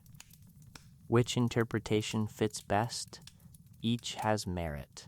Each explains some facts better than the others. Pure mythology accounts for universal storytelling patterns. Encoded wisdom explains sophisticated knowledge in symbolic dress. Preserved memory explains details that seem observational rather than invented. Probably the truth combines elements. Some Mesopotamian material is pure invention, culturally generated mythology following universal patterns. Some is encoded wisdom, sophisticated understanding expressed symbolically. Some might be preserved memory, transmitted observations degraded through retelling but retaining core accuracy. The question isn't which interpretation is absolutely correct. The question is which elements belong to which category. Are the Mars descriptions pure invention that coincidentally match reality, encoded astronomical knowledge, or preserved observations? Is the king list numerical structure meaningless symbolism, mathematical encoding, or record of something measured using units we don't recognize? Does the Anunnaki Council represent natural forces personified, celestial bodies allegorized, or actual administrators whose governance we've misinterpreted as divine? The evidence doesn't force a single answer. It permits multiple readings. An honest analysis acknowledges that uncertainty. We know what the texts say. We don't definitively know what they mean, but we can evaluate which interpretation requires fewer assumptions, explains more anomalies, and fits better with what we're discovering about solar system history. Pure mythology requires many coincidences. Bronze Age people accidentally describing invisible Martian details, multiple cultures independently inventing similar disaster narratives, astronomical precision without clear developmental path, technical language in myths without technical knowledge. Encoded wisdom requires Bronze Age people possessing sophisticated sciences they deliberately hid, heliocentric astronomy they didn't officially believe, genetic engineering concepts they couldn't practically apply, advanced mathematics they expressed symbolically instead of plainly. Preserved memory requires events we haven't confirmed, Mars dying in observable history, predecessor populations with capabilities we don't associate with prehistory, catastrophic solar system changes in recent rather than ancient geological time, information transmission across spans we consider impossible. Each asks something difficult to accept. Each strains credibility in different ways. None is comfortable. But perhaps discomfort is appropriate. Perhaps the evidence is uncomfortable because reality doesn't fit our assumptions. Perhaps Bronze Age texts preserve more than we credit, know more than we expect, and describe what they witnessed rather than what they imagined. Perhaps Mars really did die within memory. Perhaps the Anunnaki were real, not gods, not aliens, but people whose civilization collapsed and relocated. Perhaps the texts tell truth degraded through transmission, rather than fictions elaborated through invention. Perhaps, not certainly, not provably, but perhaps seriously enough to warrant investigation without dismissal, consideration without prejudice, because the alternative, that it's all coincidence, all invention, all symbolism, requires ignoring too many details that fit too well. The question remains. The tablet weighs almost nothing in your hand. 4,000 years of baked clay, impossibly ancient, impossibly fragile. The museum conservator watches nervously as you examine it under magnification, the wedge marks sharp and precise, pressed by a scribe who died before pyramids were old. It describes Mars, not as we see it through telescopes, cratered and cold, obviously dead. It describes Mars as the realm of Nergal, lord of vanished waters, keeper of the dust that never settles, ruler of the wounded world where life departed. How did they know? That's the question that echoes through every analysis, every translation, every attempt to fit these texts into frameworks that make sense. How did Bronze Age astronomers describe details invisible to naked eyes? How did they calculate orbital periods requiring heliocentric understanding they officially rejected? How did they preserve knowledge across cultural collapses that should have erased everything? And most unsettling, why does their mythology about Mars keep proving accurate as our spacecraft reveal the red planet's secrets? The mainstream says coincidence. The fringe says aliens.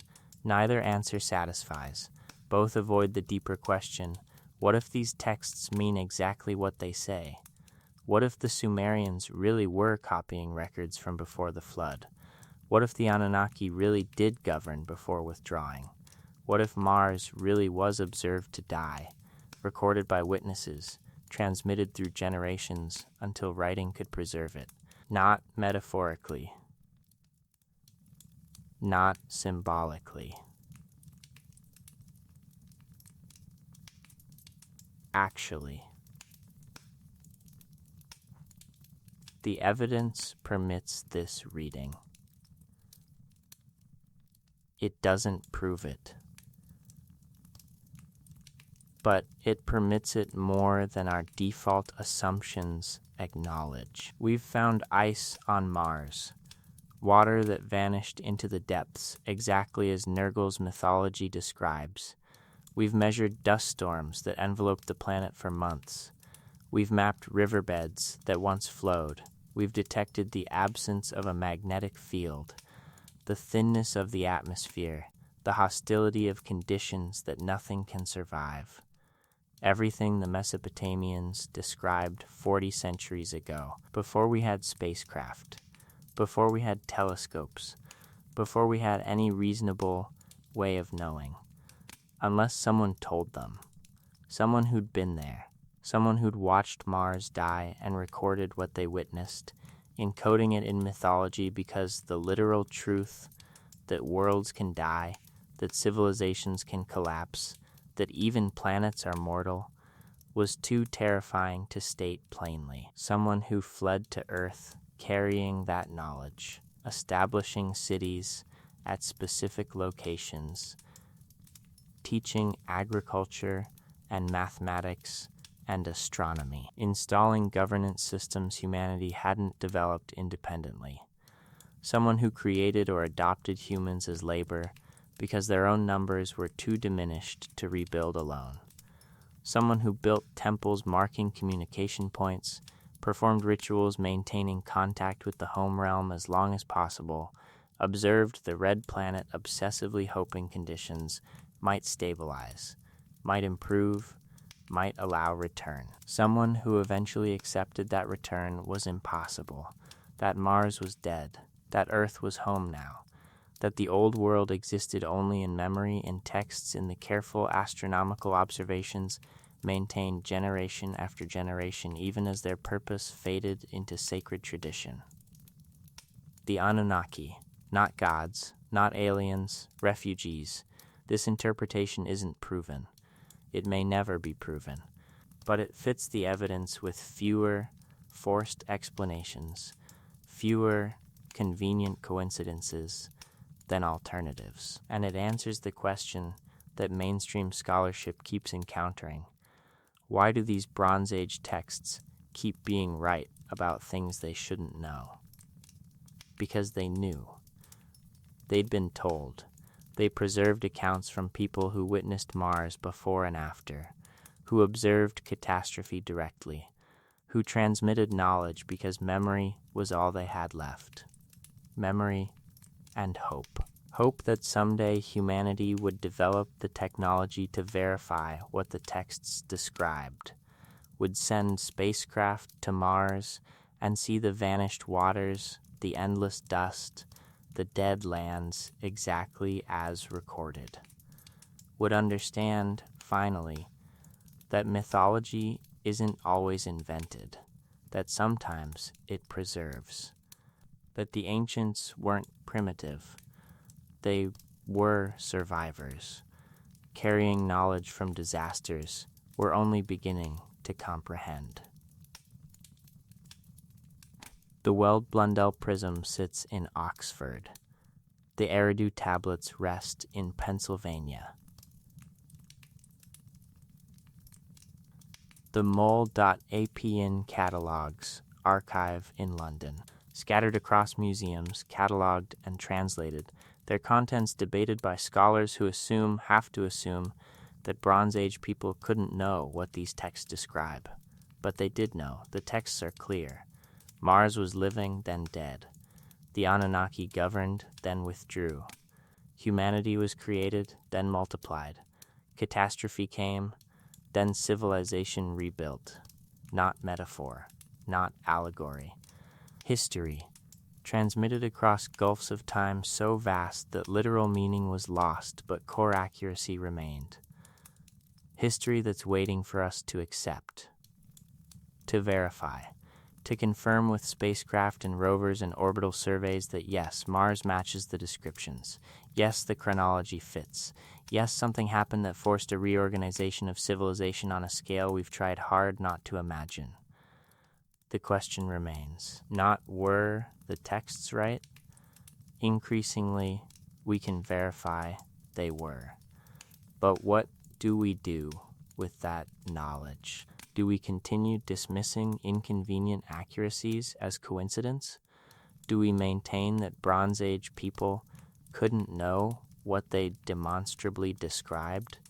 Do we keep insisting mythology is pure invention even as Mars proves otherwise?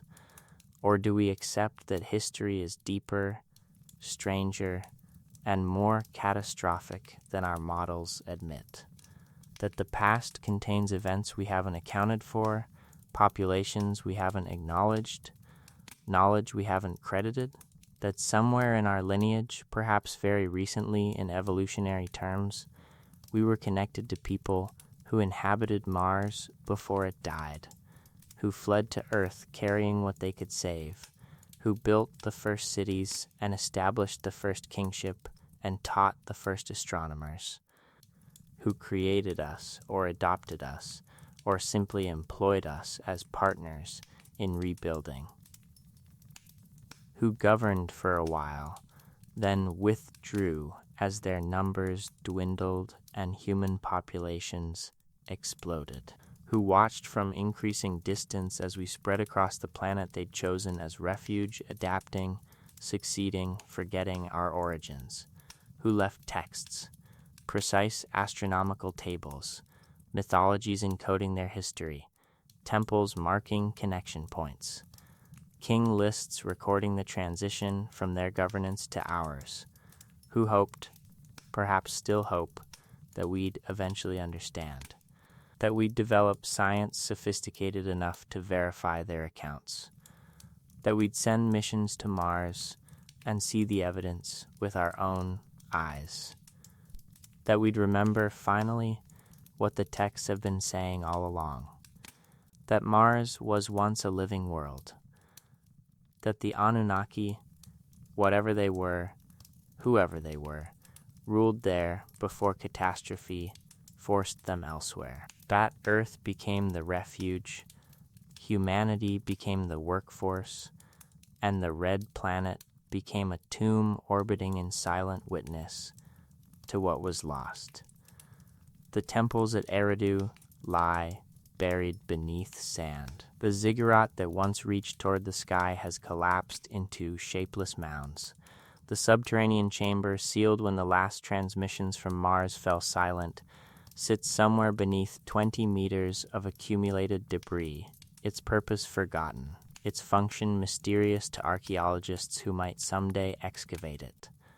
But the knowledge remains, preserved in cuneiform wedges, encoded in astronomical tables, embedded in mythology that's proven again and again to describe reality more accurately than invention should allow.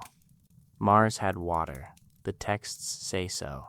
NASA confirmed it. Mars has dust storms. The texts say so. Our rovers weather them. Mars lost its magnetic field. The texts describe a wounded world. Our instruments measure the damage. Mars was inhabited. The texts are explicit. The Anunnaki ruled there, governed from there, built civilization there before the catastrophe. We haven't confirmed this yet, but every other detail they recorded has proven accurate. What if this one is too? What if Mars, cold, dead, rust-red Mars, spinning through the darkness 225 million kilometers away, was once green, was once home, was once the center of a civilization that spanned worlds before cosmic catastrophe reduced it to the tomb Nergal guards? What if the Anunnaki weren't gods or aliens, but simply the survivors? The refugees who made it to Earth, carrying what they could save: knowledge, technology, administrative systems, and the desperate hope that humanity, created or adopted, might help them rebuild what was lost? What if every king in ancient Mesopotamia, wearing the crown and carrying the scepter, was continuing a tradition that began on Mars? Governance systems downloaded from heaven, from the sky, from the world above, that once lived but now only watches in silent death? The question remains because we haven't answered it. Because mainstream scholarship dismisses it without fully investigating. Because the evidence sits in storage catalogs, translated but not believed, accurate but not trusted, preserved across 4,000 years, waiting for the generation that's finally ready to take it seriously. That generation might be now. We're exploring Mars. We're finding the evidence.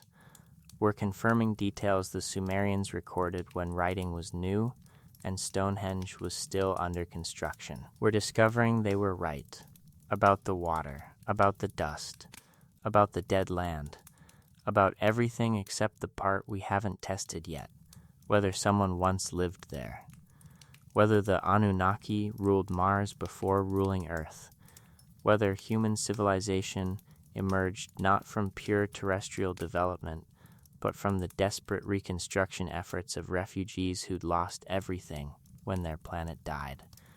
The tablets don't prove this, but they describe it consistently, specifically, with details that keep proving accurate as our technology improves and our spacecraft reveal what Bronze Age astronomers couldn't possibly have observed, unless they were told, unless they were copying records, unless the mythology preserves memory encoded by witnesses who needed future generations to understand what happened. That worlds can die, that civilizations can fall, that even the Anunnaki, powerful, knowledgeable, godlike to humans, couldn't prevent the catastrophe that destroyed Mars and forced them to start over on Earth, that we're the children of that catastrophe, created in its aftermath, born from the necessity of refugees who needed help rebuilding, inheritors of a past more complex and catastrophic than we've imagined. The question remains, but perhaps not for much longer. We're going back to Mars, not as visitors, but as potential inhabitants. We're planning colonies, habitats, terraforming. We're preparing to make Mars live again. And when we dig beneath that red dust, when we excavate the sites our orbital surveys have identified as anomalous, when we explore the subsurface ice deposits and the ancient riverbeds and the collapsed lava tubes, perhaps we'll find answers. Perhaps we'll find ruins. Evidence. Confirmation that the Sumerians were recording history, not inventing mythology. That Mars was inhabited before catastrophe rendered it dead. That the Anunnaki were real. Refugees who became gods through the haze of transmitted memory. Or perhaps we'll find nothing. Perhaps Mars was always dead. Perhaps the Mesopotamian texts are pure coincidence, their accuracy accidental, their specificity meaningless. But either way, the question will be answered, and the tablets will remain in their climate-controlled cases, their cuneiform characters, still sharp, still readable, still describing what they've described for 4,000 years. A living world ruled by the Anunnaki. lost to catastrophe, remembered by survivors who built new cities on Earth and taught their human partners to watch the red star, to track its wounded path, to remember what was lost, and preserve the memory against the day when humanity might finally understand. That day approaches. The spacecraft are flying, the rovers are drilling, the orbital surveys are mapping. Soon, we'll know. The question will be answered, and the ancient astronomers of Babylon, dead for millennia, will finally be vindicated or dismissed with certainty rather than assumption. Until then, the question remains, floating in the dark between Earth and Mars, encoded in cuneiform and preserved in mythology, waiting, just as Mars waits, silent and red, dead but remembered, the world the Anunnaki ruled before they ruled Earth, before they created us, governed us, then withdrew to let us inherit the planet they chose as refuge when their own world died. If you found this investigation meaningful, if these questions resonate, gently leave a comment. Not because I ask, but because some questions deserve to be shared. Some mysteries benefit from collective contemplation, and some ancient truths, preserved across millennia, are finally approaching the moment of verification. Sleep well. Dream of red deserts and ancient waters, of worlds that died and civilizations that survived, of refugees who became gods and humans who inherited their mission without knowing it. The question remains. But morning will come, and with it, perhaps, the beginning of answers.